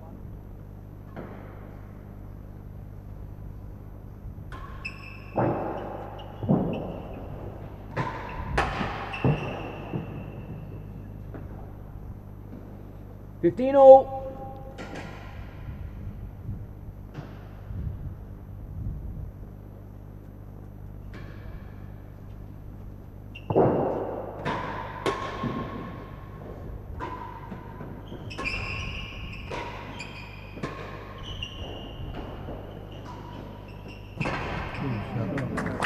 Great point.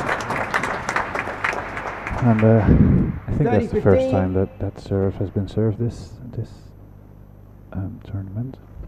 That serve is called the giraffe due to its high length. Well, Nick is starting to be a bit more positive. 40-15. Using a bit more of his power.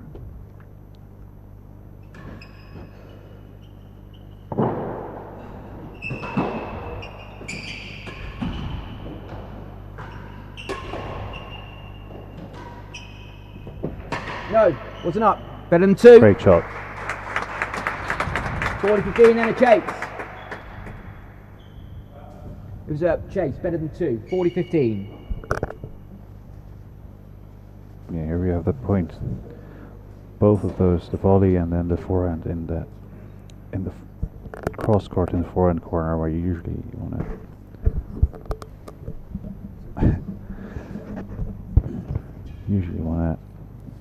attack the girl as soon as possible, but then yeah. 40-15 server leads, better than 2. Sees that Nicky is ready for that and just plays it behind him.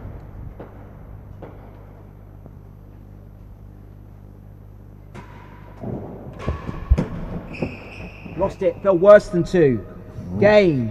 1 game all. That was a very tight call.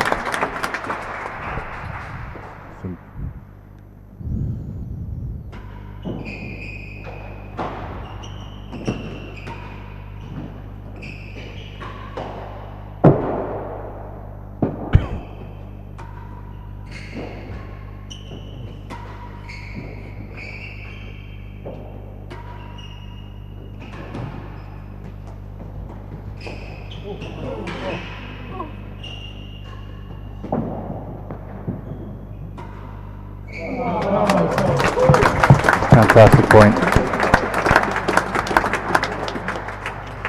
15 love. Disappointed there. He had an opportunity. Stuck it on the penthouse. Oh.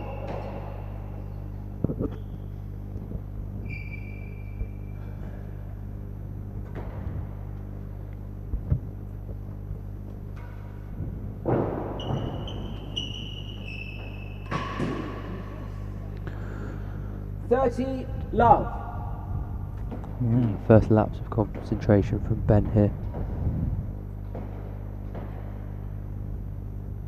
Yeah. Out of court.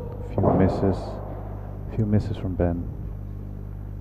Not hitting the galleries when he could.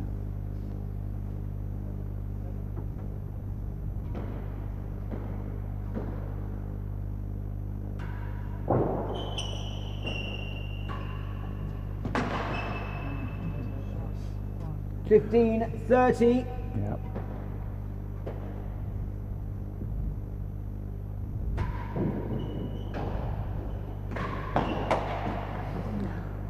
And they're back in the game just like that. 2 quick points.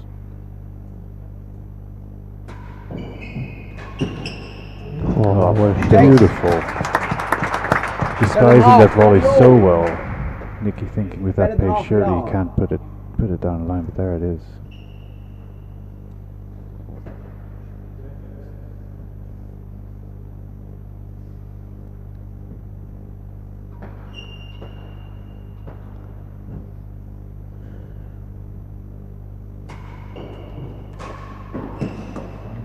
$40-30 and a chase. All right, and here we got the call that won Nicky the game. Yeah. And it was worse than 2. It was perfectly marked. I don't think this action replay has ever proved the marker wrong this tournament.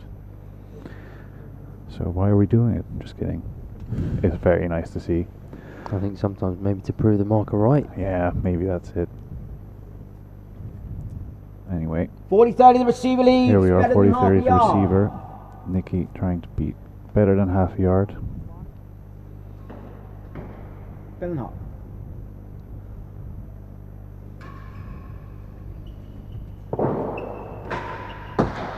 Whoa. Chase. Juice.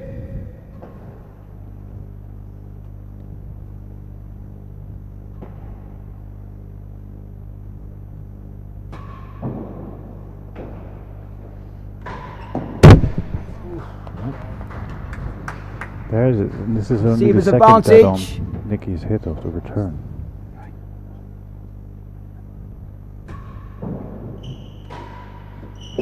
Better than half a yard. Advantage, one chase. Need some balls, gents. Alright. Yeah.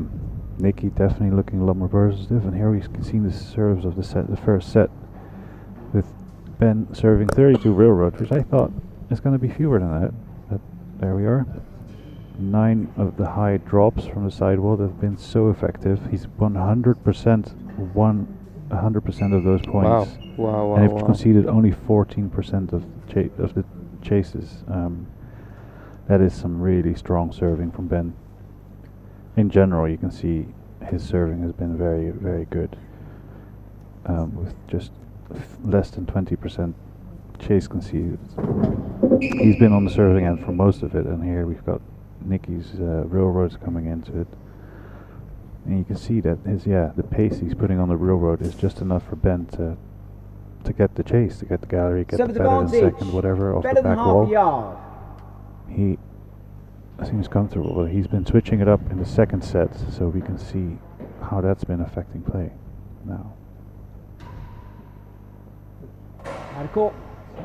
Hitting the lamp would have been a tricky one.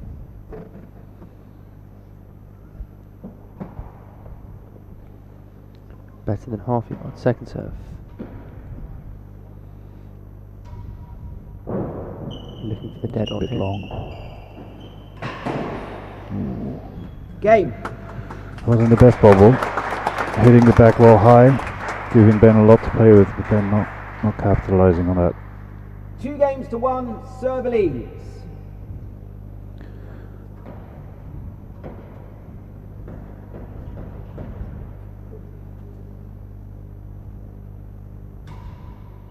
Out of court.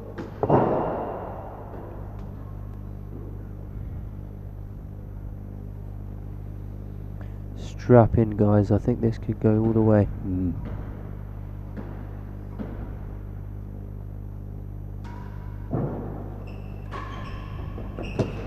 Worse than a yard. Beautiful. Level. Yeah, this is going to be a long one.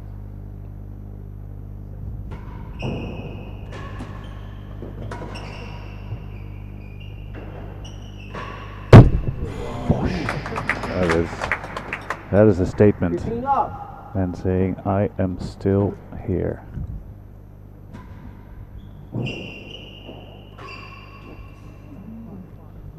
Hmm.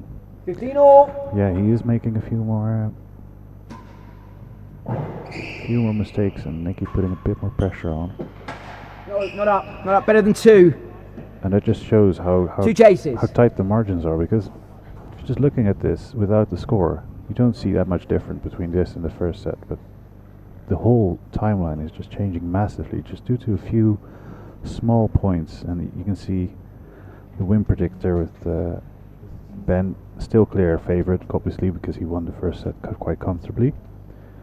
But Nikki crawling back up, point by point.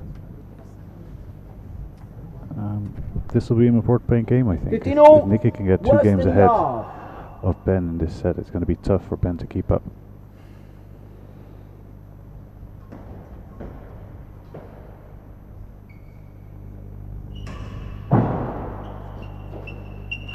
What a serve. Brilliant serve. First Timmy PK of the match. 30-15. Such an aggressive one, too.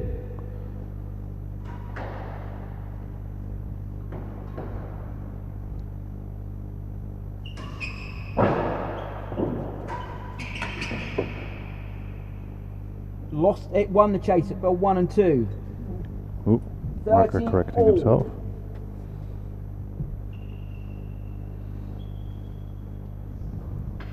All right, let's see what Ben can do here. Going to the railroad. Ball.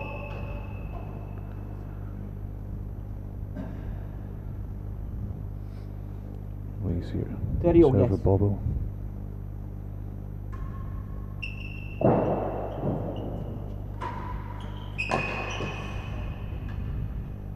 $40-30.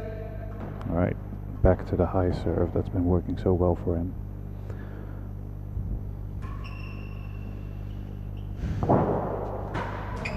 And again. Juice.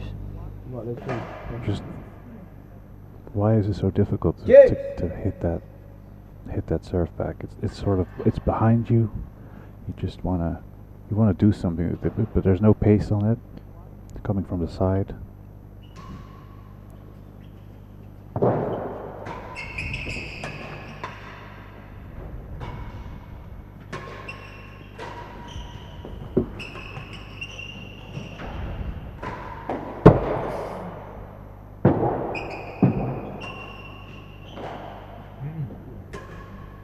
Oh, one of the points of the match, that one. Great pick up off the timbre from Nicky. Serves advantage. Nothing you could do about the next shot. No, and this is one of the first longer rests we've seen in this set.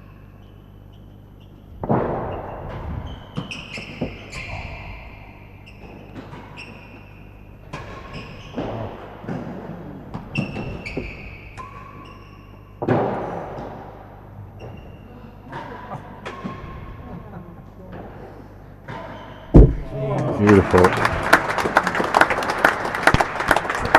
Remember, this is Nicky's first Champions Trophy final. Juice. So not a situation he's been in before, but he's dealing with it very, very well.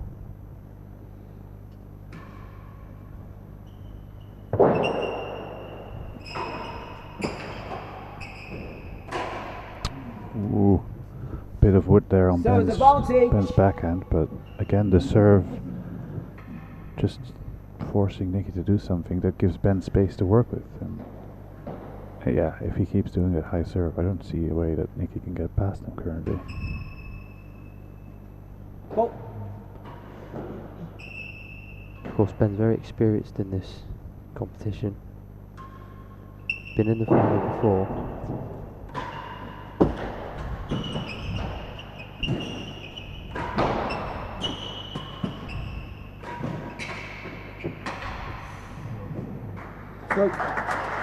Yeah, last year, I imagine he's played in most of them since 2017, since its inception.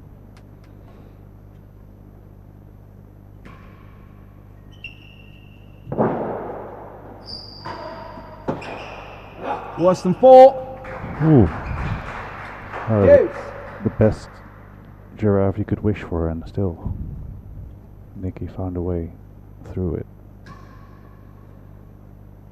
Ball.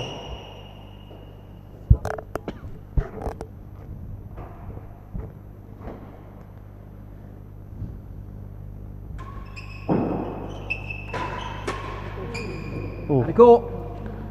Advantage. Hit and hope. One chase. Okay. So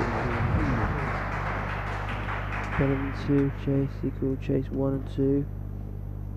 Ooh. I think that's bang on again. It is. If there was a line, it would have touched it, I think. I think so. I think that's a great call, to be fair. Yeah. Meanwhile, Nicky is finding a bit more life. He is being more positive. Putting more pace on it. He is Service advantage. just Worse than generally 4. looking a lot sharper than that first set.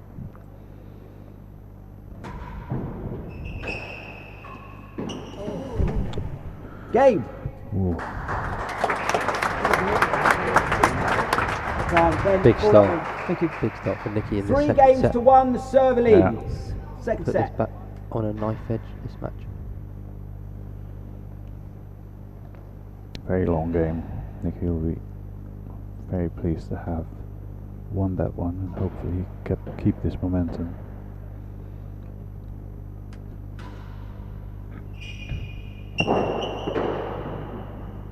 Pop.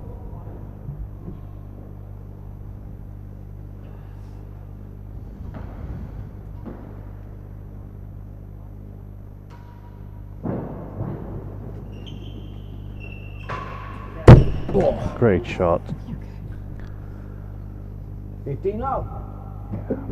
Ben will be looking to get ahead in this game as quickly as possible.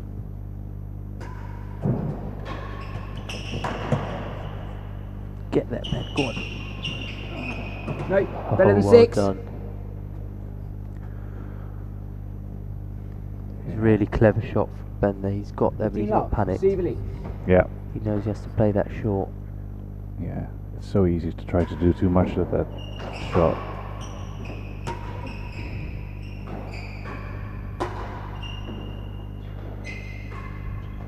Yeah. Last gallery, 2 chases. Simple. Ben's one of the only players in this tournament so far that's been opting for those galleries. You know, it's a tactic.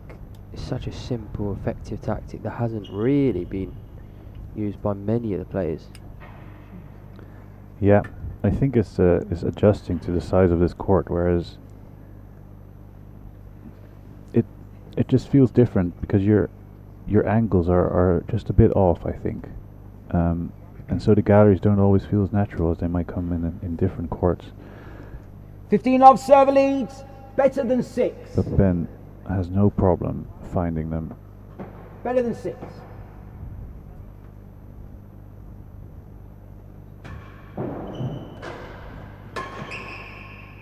Great Easy. shot. Great shot. Volley into the grill. Be happy with that. 30 love, last gallery.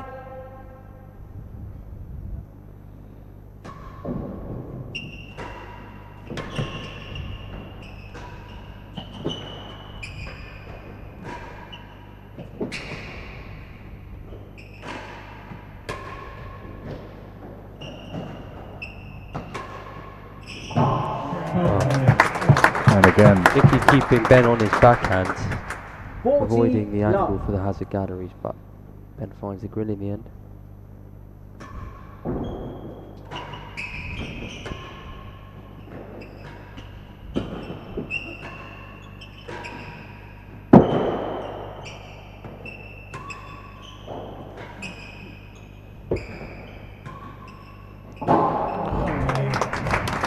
he's hit. He's been so accurate in stretches. Two These games are 3 to 3, grills the receiver leads. in not many points.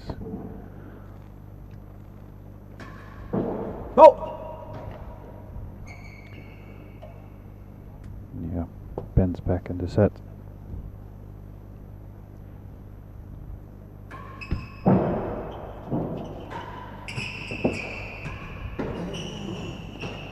Exactly what you would have wanted. No, very 15 unhappy up. about that. He got the space.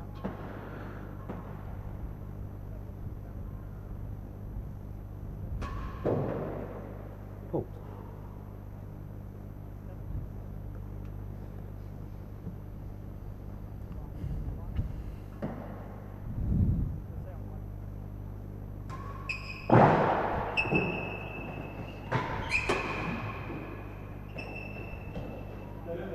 Has it been on the door, thank you. 15 love, receiver leads.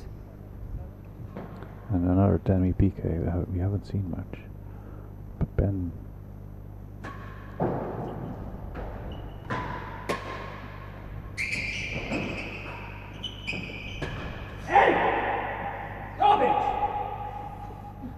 Alright, 30 love.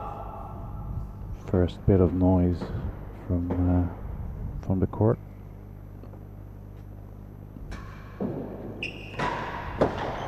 Better than 6, 2 So chases. got a question for the viewers at home watching. I want you to comment in. We've talked a bit about the styles of play, the differing styles between Ben and Nicky. I want to know if you could take one shot or characteristic from both of their games. What would that be? Do comment in. We'll be waiting. We hear some interesting views Let us know your thoughts.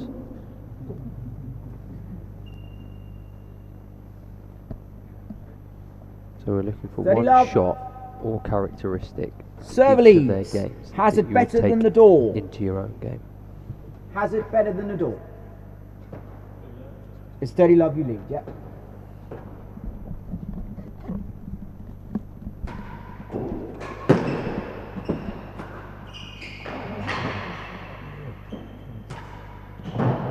Into Chase, service points.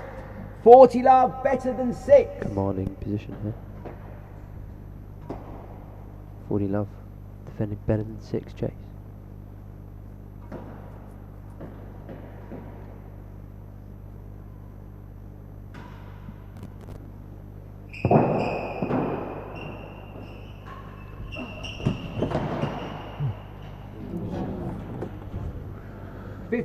Very clever shot from Ben. So I'm going to start with you, Paul. If you could take one shot from Ben's repertoire.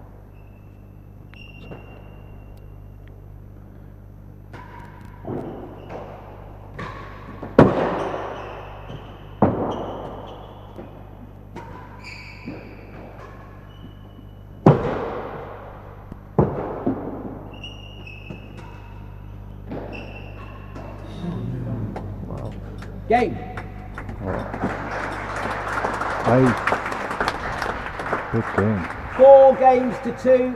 Serve leads. 4-2. I think there's been some comments coming in that's very good answers. Chris Ailey saying that he wants Ben's backhand, which I can agree with. Such a tidy shot. It always goes exactly where he wants it. More than a yard worse than the last gallery. Love all. Ollie Pridmore from Australia saying he wants the slap volley from Nick Howell. Slap volley return. We've seen it in action a few times. And Ben's backhand volley, I think it's hidden by a heart. And then, yeah, I mean,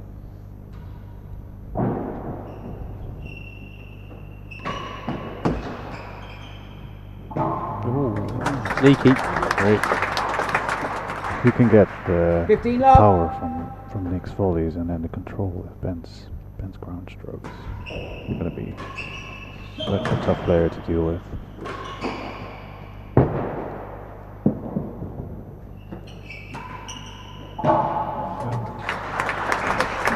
Great shot. And Nicky is looking to take control of this set.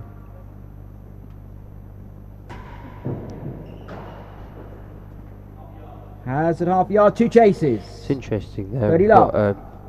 Ollie Pridmore going for Ben Taylor Matthews backhand volley. Chris Ailey just talking about his backhand in general, and I tend to agree. I think even personally I would have gone for his backhand retrieve off the back wall. His backhand is just so solid, so tight, such good technique. So I think any part of his backhand for me. We've got another comment from Sammy Legg, who would go for Nick's forehand volley, knee height and below. 30 love, the receiver Very lead. specific, More Sammy. than a yard worse than the last like gallery. it, paying attention. More than a yard worse. Knee height and below, let's watch out for that one.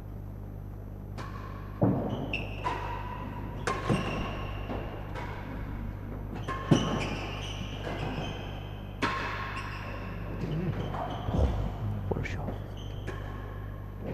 Needs to chase service point. Very good. Beautiful point. That retrieval 15-30, Nick was hazard half a incredible. yard. Cool as a cucumber. Ben Taylor Matthews.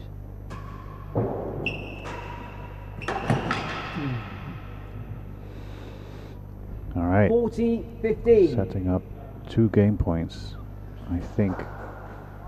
Almost the reverse of the previous set, this one. Yeah, Nick putting his foot down there, not allowing Ben any easy points at all.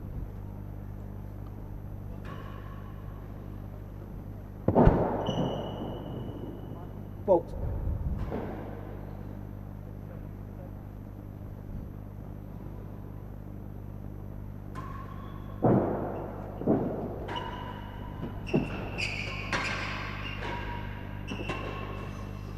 Game.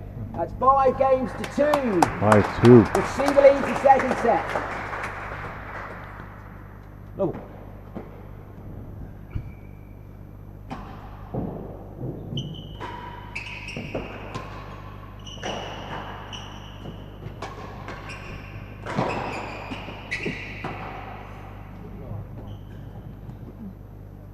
Love. It's just that slight shift in the rallies where Nicky's just making Ben second guess a bit more. He's switching up the directions a bit. And attacking a lot more than in the first set, and it's paying off for him. Ben is a bit more on the back foot, even on the service end.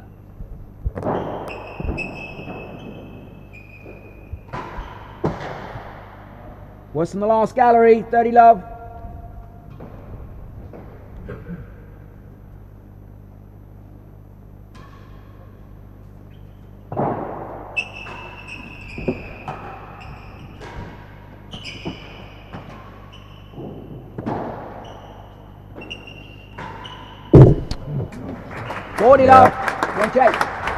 Shot we rarely see in the amateur game. The slice force down the line. A shot I've seen quite a few times in this tournament. Of course, when I talk about the amateur game, I'm not including the amateurs that play in these sorts of events. But yeah, it's a shot that you might want to try back at home. It's a tricky one, with Nicky guiding it straight beautifully. 40 love, the server leads. Worse than the last gallery. Lengthening the swing a little bit. Worse than the last. Just putting it into the dot. Anyway, we are on set point. Vote! Close serve.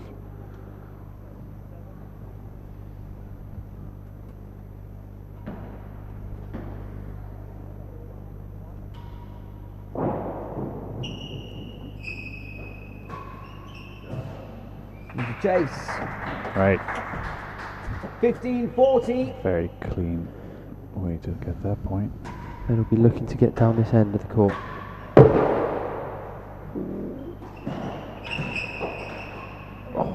Oh, and he's done it. He's done it. Wow. That's all he wanted. That's all he would have wanted from this point. But who knows? Can he capitalise? Can he take this game and surprise us? Yeah, I think regardless of the outcome of the set of the game, his reaction game, you know? he's happy to have just put his racket to that. That was a tough shot.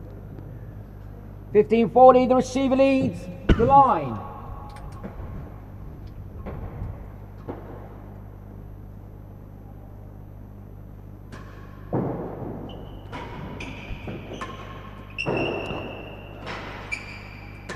Oh, and he puts it in the net. Game and the second set for the receiver. Fine.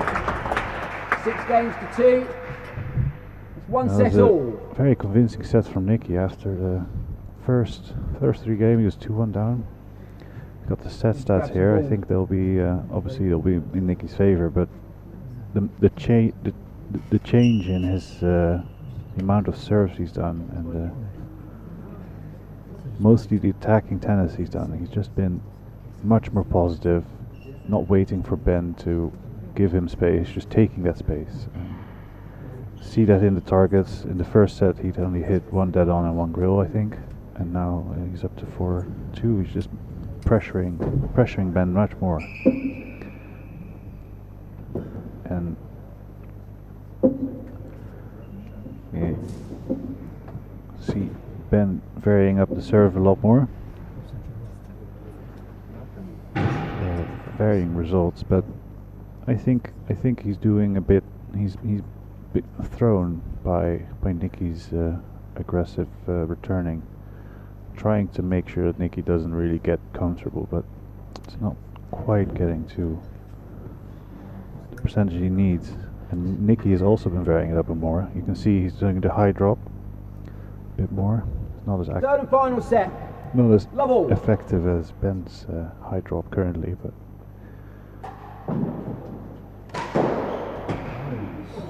seems to What's be doing the last enough. gallery? Wow. Level.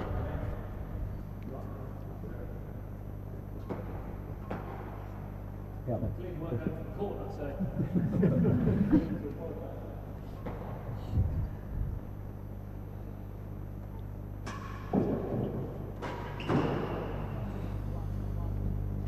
15 up. It's interesting, look at those stats from this match. They're almost the reverse in terms of the serving pattern. Ben Matthews has won about 70% on his high drop compared to about 45 on his railroad. Whereas Nicky's been dominant on his railroad, winning about 70%, and then on his high drop he's dropped to about 35%. So different serves working for different players. First serve.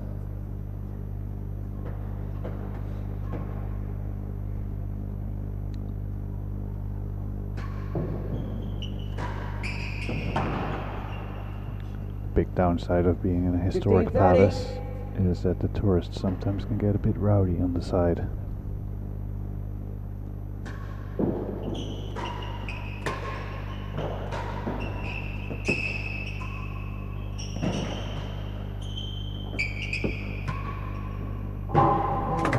Just peppering that grill, he really is. 40-15 in the checks. And we've got some more comments coming in. Alexander Hopkins would like to be able to play the game. I think you don't need their characteristics to play the game. You can just do it. Go to Middlesex, as you said, is a great court. Lovely professionals there. Got some people from Australia. Moyle watching from Perth. Wow. 40-15 the receiver leads. Worse than the second gallery.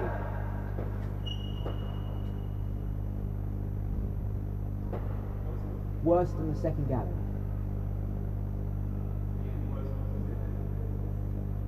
What? The chase? No, the chase is worse than the second gallery. No, well, it's worse than the second gallery. Because it's what it was. I'm quite, the chase is worse than the second gallery. Some discussion between Nick and Scott. I think both of them are right in that situation. I think the chase was better, worse than second gallery, but I think perhaps he accidentally called worse than last. Yeah.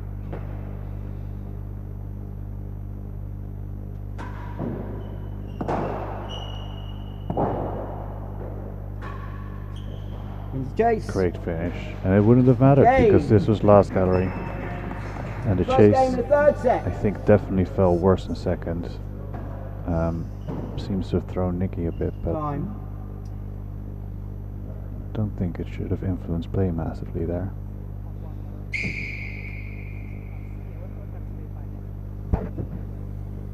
Game to love, receiver leads. And we have confirmation that Scott marked worse than second gallery right.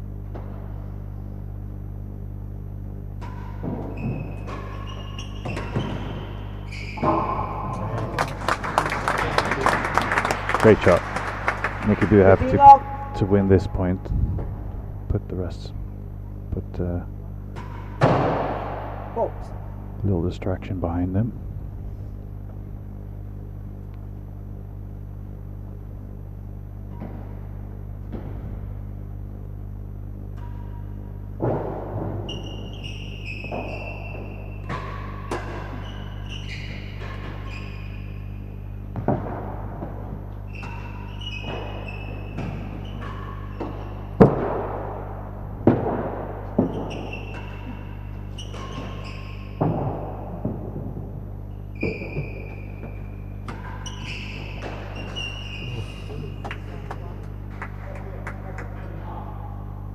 Hazard better than half. Ben's calling it hazard better than half after hitting his own knee. That's the first chase. 15 love server lead. I think he'll be happy to get away with that, but we'll see in the replay if he's indeed right.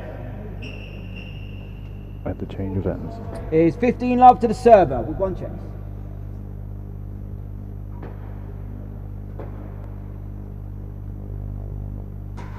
Ball.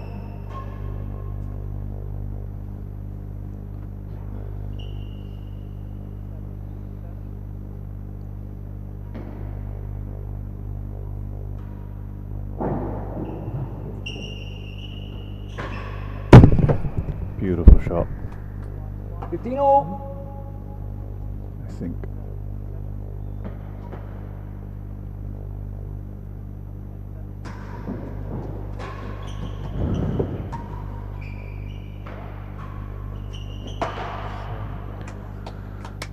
I think Nicky 30 still a bit off from his earlier confusion.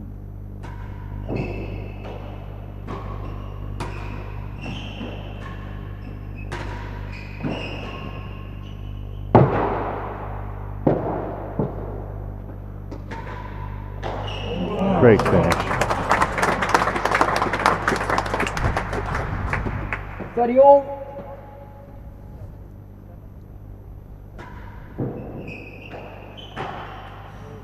And good serve, and he seems to have put it fully behind him now.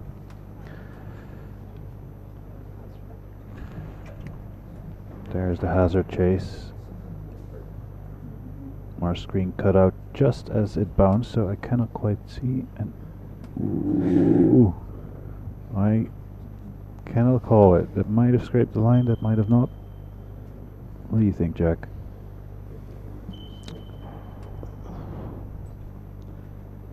I think it's a tough one. From here live, I thought it was a hazard. Watching the replay, it's very, very close. So yeah. 40-30 the obviously it's not receiver the leads. marker's decision. Hazard better It than is half a Ben's yard. decision Hazard. on that shot. So he'll just call what he sees and get on with it.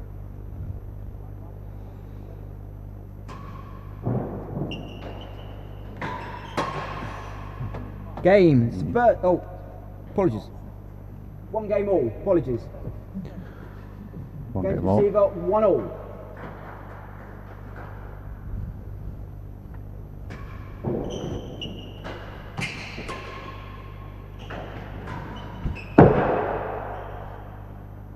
Any gallery? It's gone for the grill. Yeah. 15 up. Can pick and choose at this point, Oh. Ben. He did have a lot of space to work with.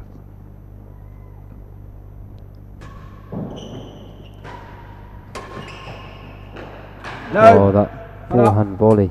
Beautiful. Just enough 30 cup, just love. missing the timbre. Impossible to read. It's a 1-2 combo at the moment for Ben. Railroad into a forehand volley, or half volley in this case.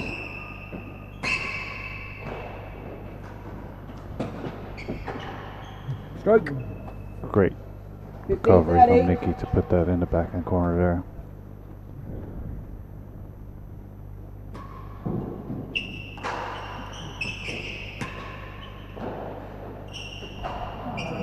Ooh. 40-15. Yeah, and Ben has tightened up his serves quite well here.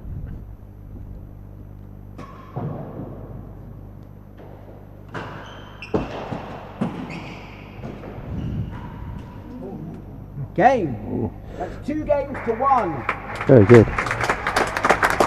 The only thing about this railroad is it does open 2-1 server lead. the point up to get into the rally. It creates a very open rally and gives Nicky the opportunity to get that chase.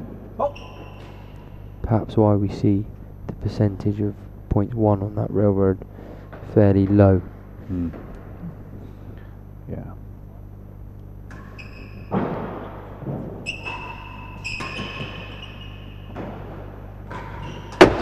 Stroke. Oh, that just hit the bottom of the dead on and bounced 15 out. up.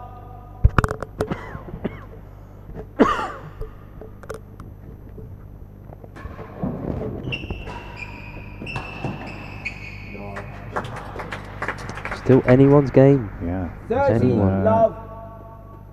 Very much on serve, with one player winning a game, then the other catching up.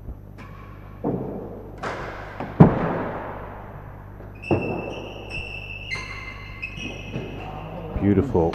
Good disguise. You just can't tell where Ben's going to put that shot when he gets a loose ball. Yeah. 15-30. He just waits that split second more to either put it cross court, put it on the timbre, main wall timbre, all possible. There it is and again. finding Combo. drill. Railroad into a forehand volley. Suddenly 30 we're all. equal again.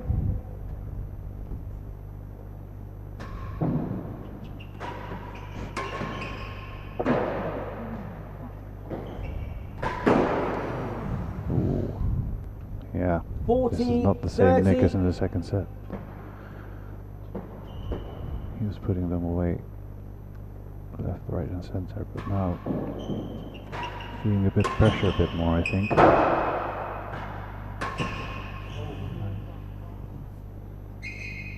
Juice.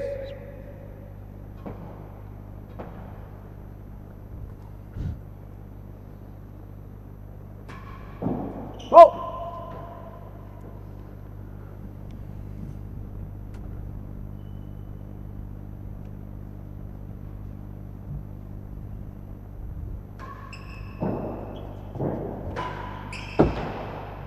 Stroke. Receiver's advantage. Ben quite unhappy with just pushing it into the nets instead of leaving it, or maybe even hitting it over the net. Ooh. Games. That's 2 games all. Yeah, it's a bit of a missed opportunity for Ben there. Coming back down from 30 love down to make it to 40 juice.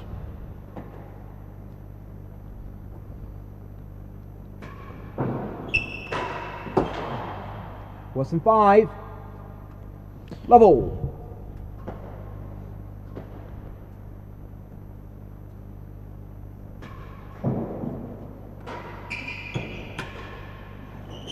Oh, beautiful shot.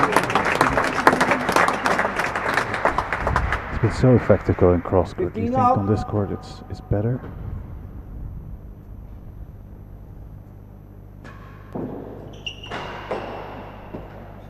Worse than 3, 2 chases. Should not have left that one.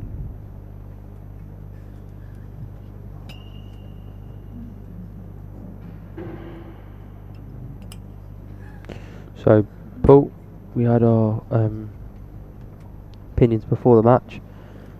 We're stuck in a deadlock, 1 set all, 2 games all. Where's your head at? Where do you think this match is going to go? So it's a really tough one to answer right now. I think both players have every right to win it. I think with the current momentum, it's anyone's game. It's going to be 5-all, I'm sure of it. It's too tough to 15 call. love, the receiver leads. Worse than 5. Worse than 5.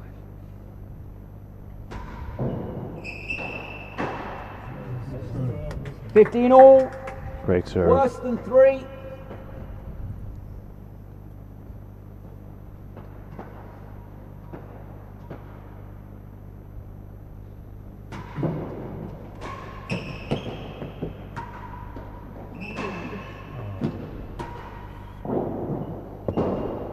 He's going to go for the galleries.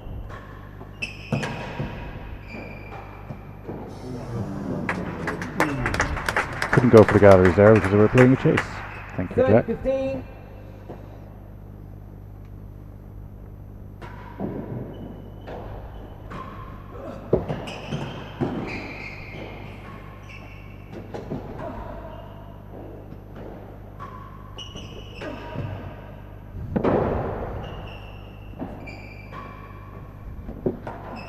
Stroke. Play. 30 all.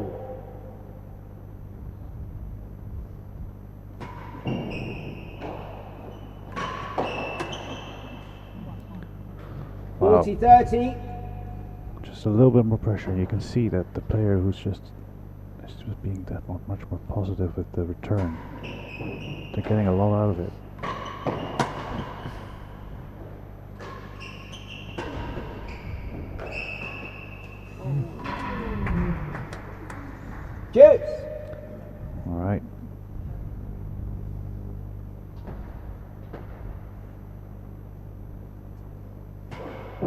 Fault.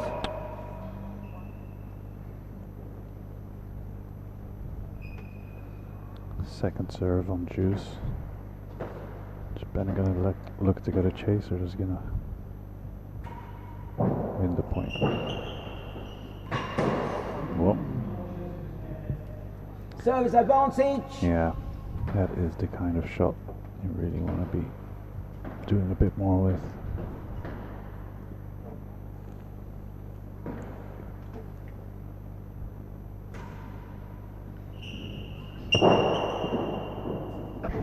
Fault.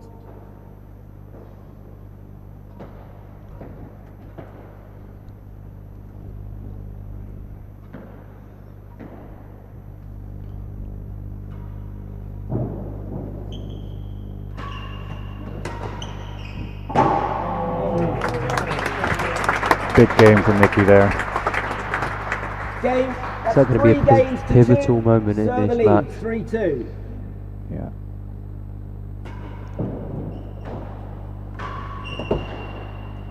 Both of the last two games, Ben has had Nearly a yard worse than the last gallery. that he's missed, and is that going to be what will cost him the match?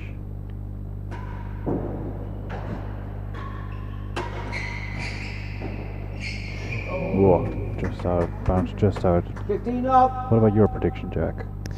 Well, it's interesting. You feel like Ben's been on top slightly in this match, and yet Nicky hasn't played necessarily the best he's played all tournament, but he's still in the lead just about in this third set. So, sorry.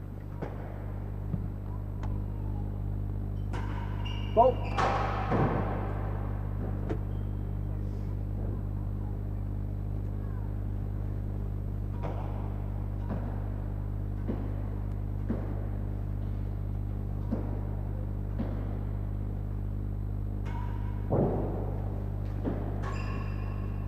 Second gallery, 2 chases. so yeah, you feel like neither player really deserves to lose this match.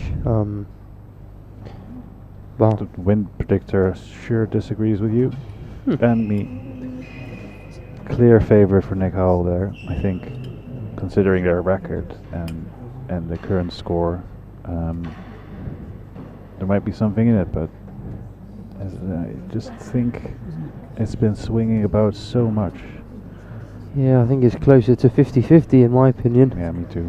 I think perhaps that last game was a crucial moment for Nicky, but it's been up and down for both of them this whole match. If Ben can find a stretch of good serves, he'll be back equal.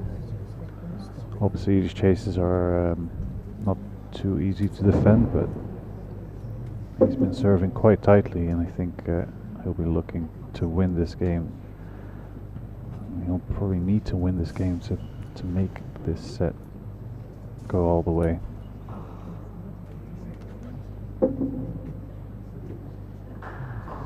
Got some more comments in. Andrew Downs saying hello from Somerset. Hello, Andrew. Hope you are all enjoying. Crowd getting involved now. See if Ben can turn it around here. Can't tell if that was for Nick or for Ben or for both. 30 love, the receiver Or just leads. for tennis in general. Nearly a yard worse than the last gallery. It's for us, Paul. It's for us, of course. Got the headphones in. Nearly a yard worse.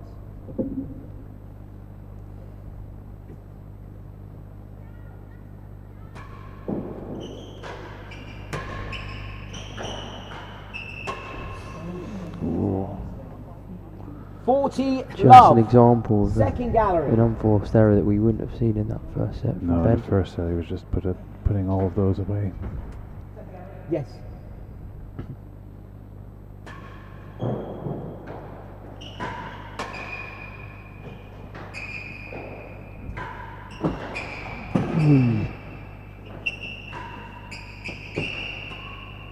Beautiful. Go boy.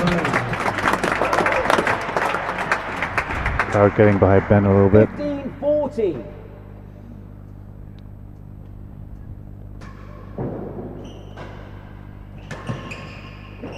Beautiful shot. Just one more game point to get rid of. 30-40.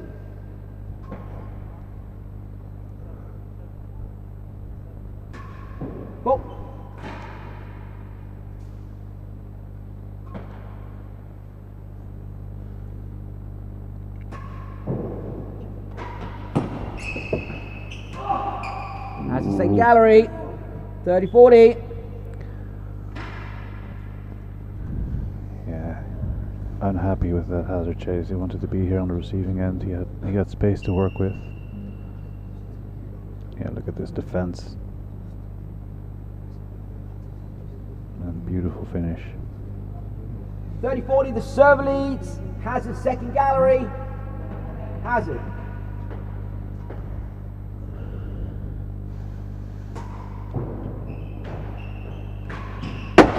Oh, great shot. What a crucial point as well. That is a big point 40 to win. love down in this game.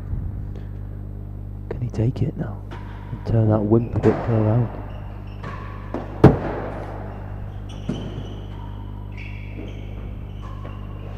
Struggling to stay in the point there has been. And again. This is his chance.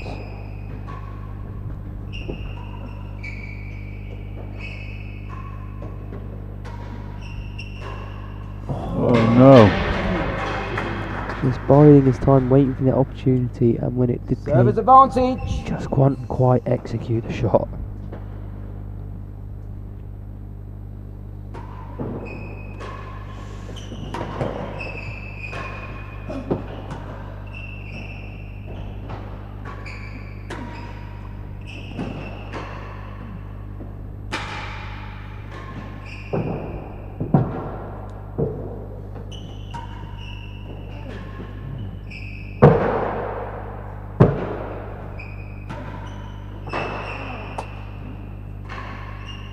Oh, what a point. That was incredible tennis.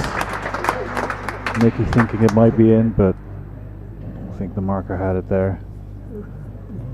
Oh, could that come back to haunt him? Fine margins. That was both players having some opportunities, but like finishing the ball, finishing the point of this court is so difficult.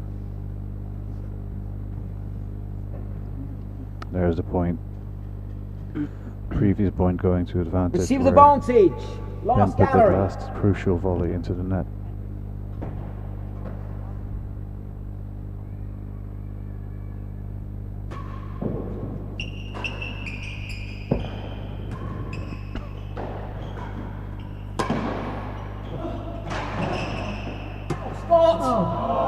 Oh, what a get from Nicky there. Game. 4 games to 2. Receiving. Very important point. Being able to scrape that into the dead on, forcing Ben off the volley. Ben taking a moment to collect his thoughts.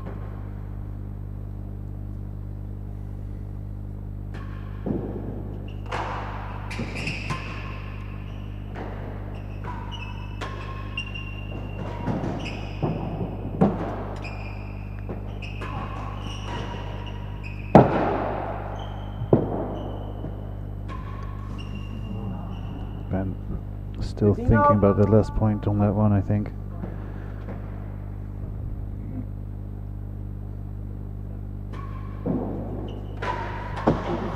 Ooh, 30 love. that could have been straight for Ben's face.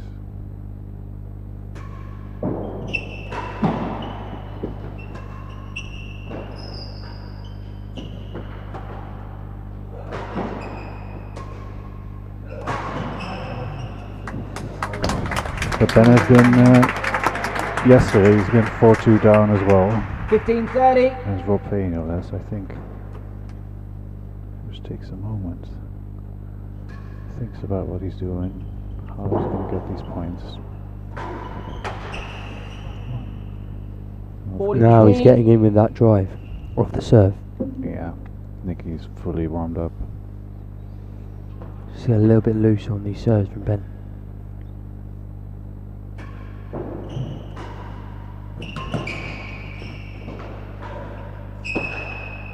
I mean, Nicky hits it well, but it looks like Ben's chances is when Nicky comes in with that forehand volley off the serve rather than the drive. Ben's getting over there quickly and playing a defensively attacking shot from that ball. Yeah, he's been very successful in looping it towards the grill, or even getting it cross court and forcing Nicky into an awkward angle. And this last game, it's just been, Nicky's been driving it, so he doesn't have the opportunity to do that. And suddenly, it's a very difficult 40-15, serve lead's better than 3.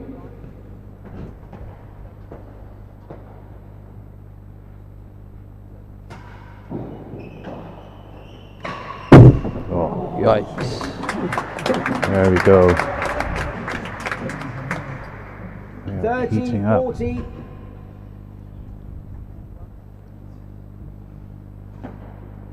You want to see Ben keep his head up here. Fight for every ball. Point. Oh. Play 1 point at a time. Don't think about the previous points.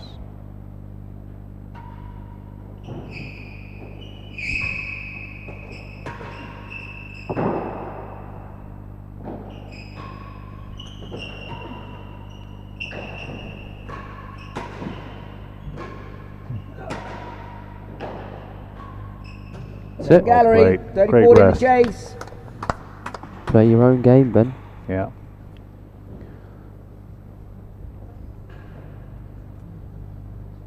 You can see as soon as Ben gets sucked in, starts overhitting a bit, trying a bit too much with every shot, instead of just placing it so nicely in the corners. 34 It in does the take a lot of receiving work to get second the second gallery. gallery chase, but I think it's definitely worth it. Second gallery. Alright, 40-30, second gallery. See what he can do.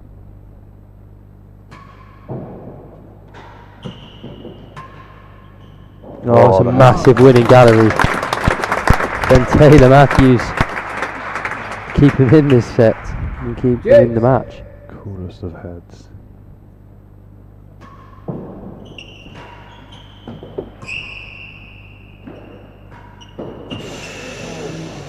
Better than the door. Juice.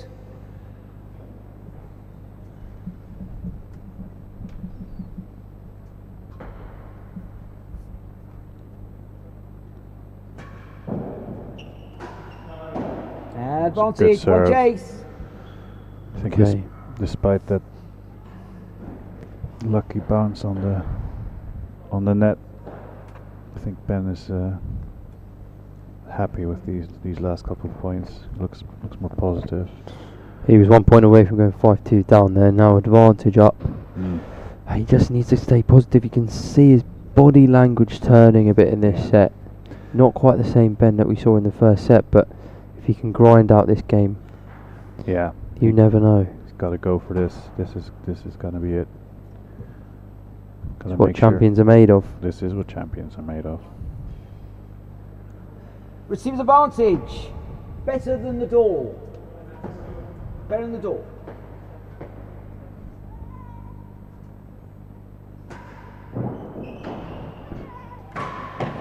Yes. There we go.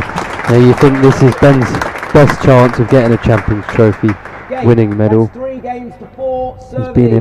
He's been here twice in the last 2 years, 3 times in the last 3 years in the final. Can it be third time lucky?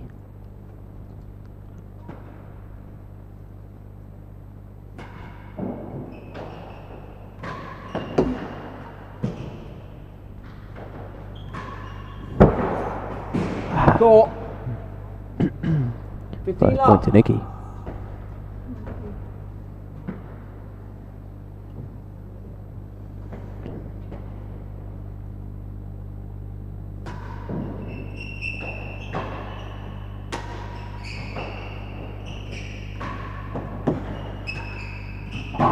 Great shot.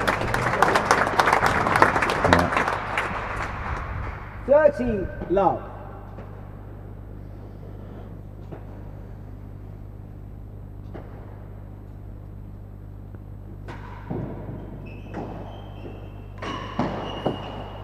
Jake's Western 3. 30 up.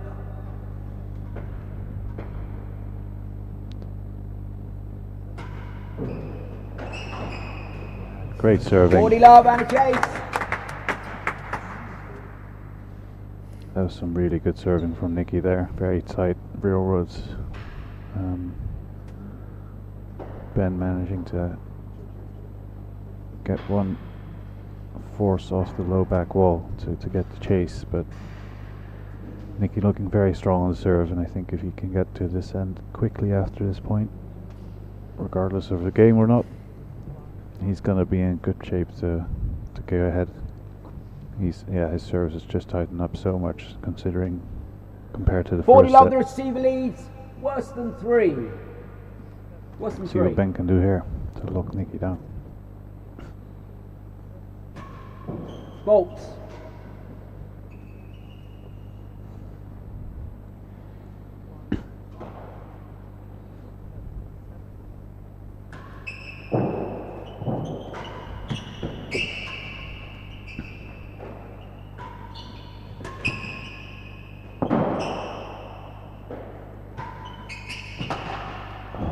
Whoa. Game, and Nikki Howell is one game away from becoming the Champions Trophy gold medalist. Ben on the serve, still in the match.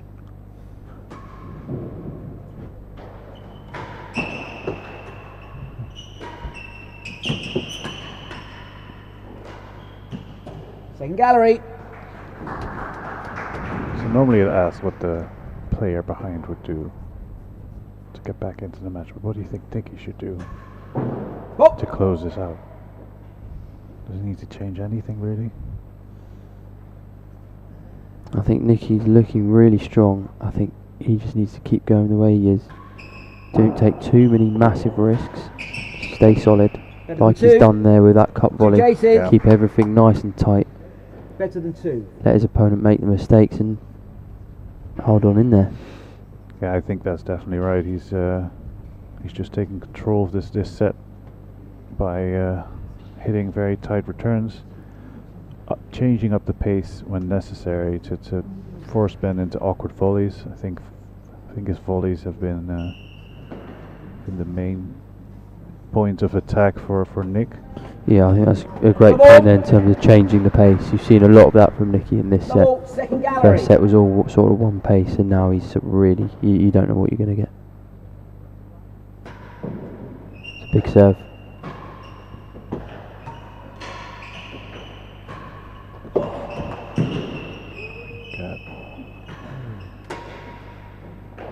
Oh, beautiful. Solid volley, great point. Well played.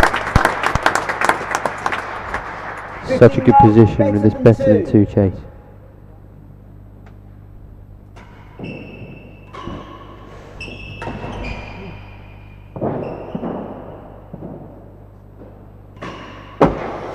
Just went for broken, he's hit the inside of the dead on that's come out the post to lose the chase. And barely scraping past Nikki's head. Could have been the end of the match in more ways than one. 30 love.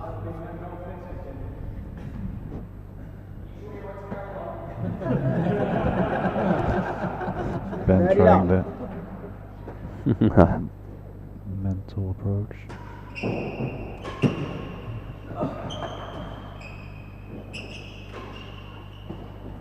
No, better than 6.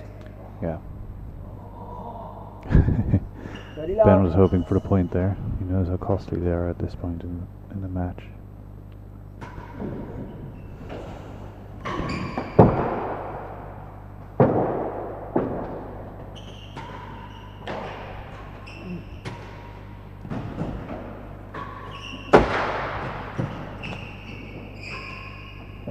He stays in it, he stays in the match with 2 chases, getting up to the serving end. Survival mode for Ben Taylor Matthews. He'll probably see that dead on for us that almost killed Nikki. There's the replay.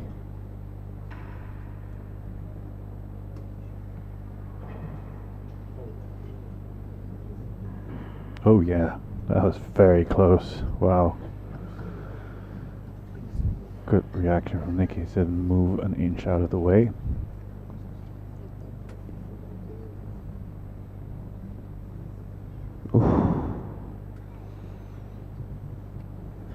30 love, the receiver leads. Better than 6. Alright, Ben to serve, better than 6 to defend.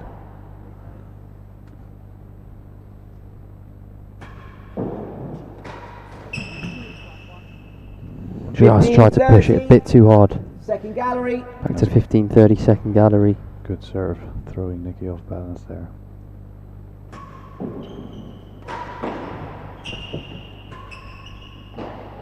Well 30-all. Almost 100 people on the live stream. Probably 50, 60, 70 in here. This is what we want to see.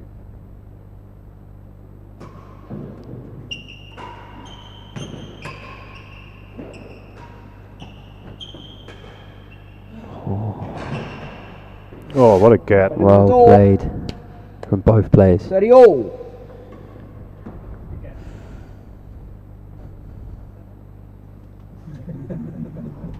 Alright, big point. If you can win this one, you're going down the receiving end.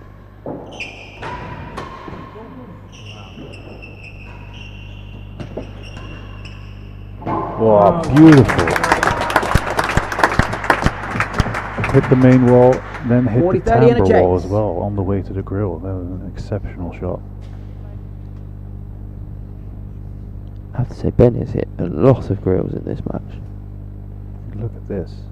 Hit the timber wall to go in. So comfortable.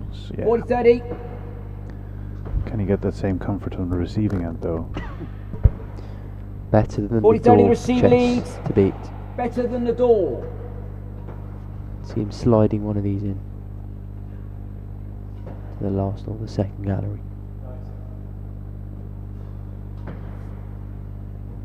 Better than the door.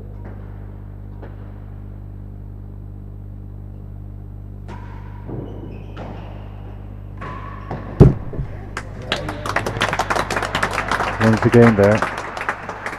Game 4-5, server leads. Match goes on. 4 games to 5 in the third set. All of a sudden.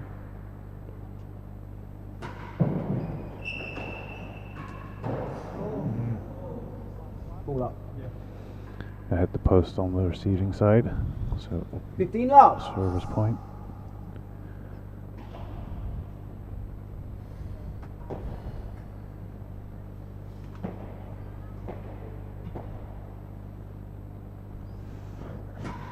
Ball.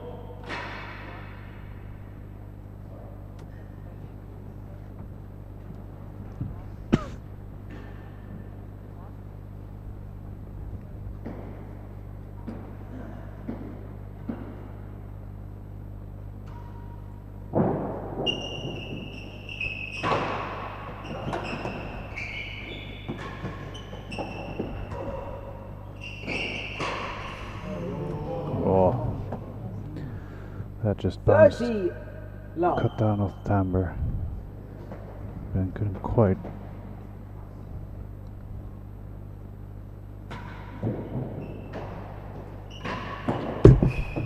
Beautiful shot.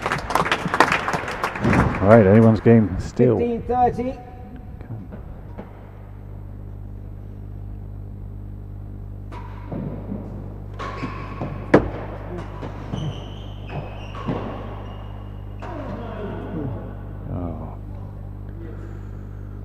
Change up from Ben going via the post short cross, but didn't look like it's going to be too tricky to deal with, but then it just cut, just dives down.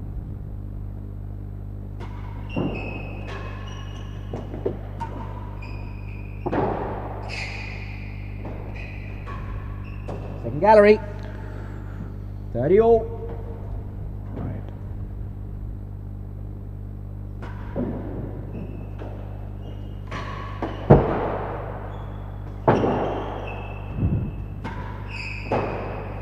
40-30 and a chase.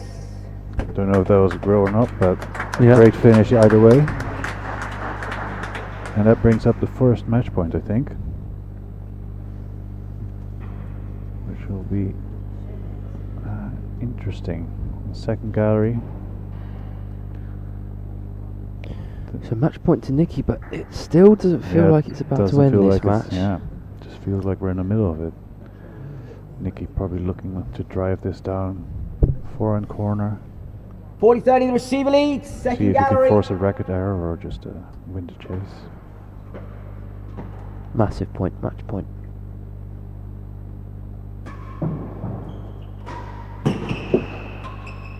Oh, what a shot. Ben Matthews. Talk about pressure moment. That is a good one to pull out of the back on match point.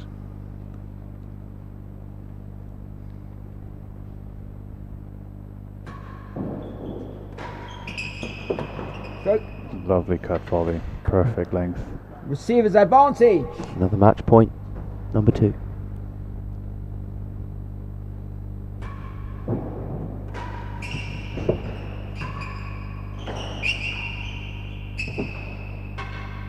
Oh, 3 and 4. that just died. Advantage 1 chase. Ben thinking it would pop up nicely for his backhand. And came down, and this might be just what Nikki needed to get the edge.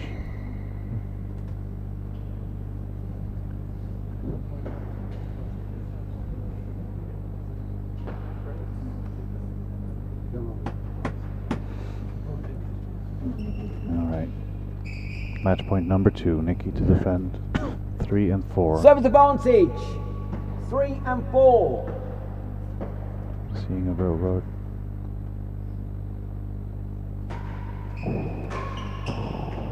Brave. Lost it. Lost the chase on better than 4. And there we have it, match point.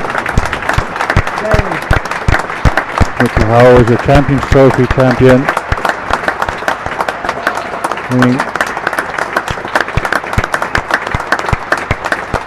His first time in the Champions Trophy final, and he takes the match over Ben Taylor Matthews, 2-1, coming down from 1 set.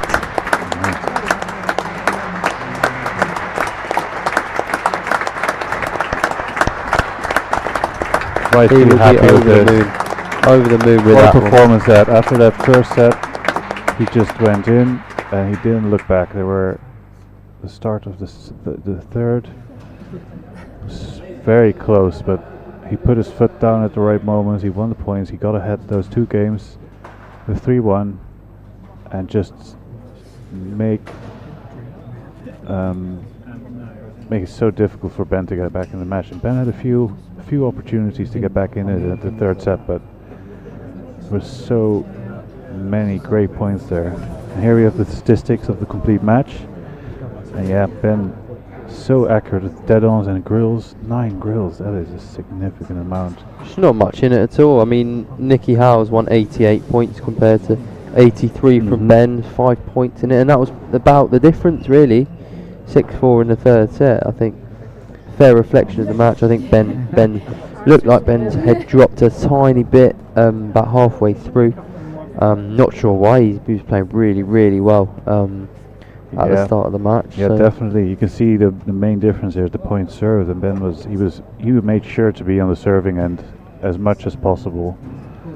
But at the end it didn't matter because Nikki's returning was just too good. Currently the sponsor stands are being set up. There's an exciting on-court interview action coming up. Here we have the match serve statistics first. 87 railroads. Serve by Ben. High drop 22. I think that was a good serve. That one on the first set. I mean, it's interesting is he won the most points from the high drop and the bobble. He was serving that really well here. Really well.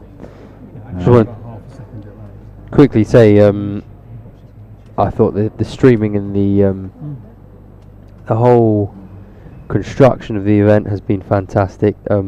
Kindly sponsored by Mitsubishi Electric, who are just fantastic. Hans-Jörg and co. We're about to see an interview on the court with our winning champion. Yeah. So yeah, it's been a fantastic event. Credit to Ben Geitenbeek for producing all of this. Credit to the markers for doing excellent service. And we will be going down to the court now for the on-court interview with the players. Thanks, guys. Down here on court with Nick Howell, 2024 Real Tennis Champions Trophy winner. Yeah. That sounds pretty good, doesn't it? It sounds amazing. You sort of don't really believe you can win it until it happens, you know.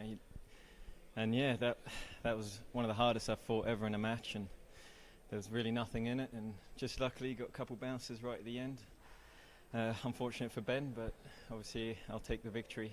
Yeah, absolutely. And I think one of the things we probably noticed certainly up in commentary in the first set was how I think Ben was quite keen to take maybe some of the pace off the game and maybe slow things down a bit. Yeah. You obviously like quite a fast game.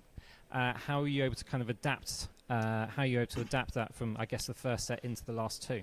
Yeah, I mean, I thought Ben was playing well, retrieving well. Like you said, slowed the game down.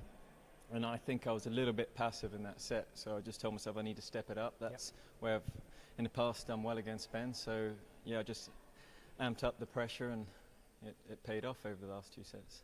And I think one of the things we also noticed, particularly in that kind of first set, it seemed quite sort of light on targets as well. There seemed to be a lot more, points being won through errors on the floor, balls going out of court. Did you just not have the chance, or just kind of, was it just a deliberate tactic to try and affect Ben's game? I don't know. You make us sound like we're terrible. No, I felt I've returned it pretty well, especially on the floor. But Ben's retrieval was amazing, and he was so tight on the floor that it was hard to play well. And also, you're trying to settle into a match, so balls that you think are simple are not always simple when you're in a final. And presumably, playing in a fantastic court like this, you've obviously played a few games here this week, but an absolutely stacked full of people in the dead on and in the upper galleries as well. It must be great to have lots of support and lots of people cheering you on. Oh yeah, absolutely. It's so much fun when you get to have a great crowd. You feel appreciated for all your hard work that you've put in the off season, getting ready for tournaments. Yeah, you just love it, and the crowd here is very knowledgeable, and it was fantastic. Fantastic to be part of. And I think last question, this is probably going to be, in terms of like an overall win-loss record, probably probably the best year of your career so far. Yeah, I think so. Yeah. Is there? I guess two questions. Have you changed anything about your game kind of over the last kind of few months or so to get towards that? And I guess second question, is there more to come? Good questions. Well, just seeing how John Lumley over the last few years has just stepped up again, the hard work, and started to leave us all behind. I've been really motivated to work harder to try and catch that up. And yeah, it's paid off. Good practice, and I've got great support from Aiken Tennis Club, who let me travel to all the tournaments. So to Aiken Tennis Club, thank you so much for your support.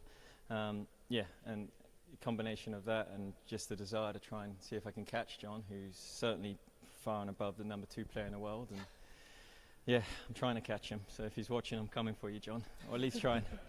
I know it's quite early in the USA, so maybe everyone still catching up over their breakfast today. But congratulations, Nick. Well done on your title once again. We'll head back up to the commentary booth. Well, great to hear from our winner, Nicky Howell. Just to round up the event, it's been a fantastic week of tennis. I think a well-deserved winner in Nicky Howell, some great matches. Paul? Yeah, I can only agree. You can view it all back on YouTube due to the excellent production of Ben Geitenbeek. Everyone here has been great. I have been honored to do commentary for you guys. I hope you've enjoyed it. Nicky's having a nice picture taken, Ben nowhere to be seen. Yeah, it's been a fantastic tournament. We've seen some absolute classic matches with just top tennis. So what's been your highlight of the week so far, Paul? I've really enjoyed seeing Nino having his breakthrough kind of year and culminating in this tournament, doing so well in the qualifying, beating obviously Lewis Williams there along with Hampton. All three of them, they were excellent matches. It's been really good to see him. yesterday's matches were all so good. Yeah. I mean, it does feel like such a long time ago, but Nino Marola, what a tournament he's had. He'll be so happy from his performances in the qualifiers. Don't think many people would have put a bet on him to make the main draw, and then when he gets there, he played, albeit an injured Brinsays, but he got through the match. And he had a really good showing against Nicky Howell as well. Both sets, definitely the first set was a very close one. Really good. It was almost a story in itself, that one. Yeah, really good to see. And it's just been a great pleasure to be up here, supported by Giles. Been doing some great work behind the scenes on the statistics and just organizing everything, doing a great pre-show, which I think is always adds to the atmosphere of a tournament like this. Most definitely. We've got some fans on the court getting some pictures with Nicky Howell. They paid the big bucks for this. They are enjoying the moment. It's been a great week. I think we've had some great performance from Rob Schenkman. Just to round off, we would just like to say a massive thank you to our sponsors again, Mitsubishi Electric. If you are around the club and would like to join us for the presentation in the club garden, that will be taking place now. But that's it from me. Thank you to everyone. Thank you, Paul. Thank you, Jack. It's been a pleasure. And we will see you in November at the British Open, I think. That's the next big one, isn't it? We will see you then. All right. Thank you.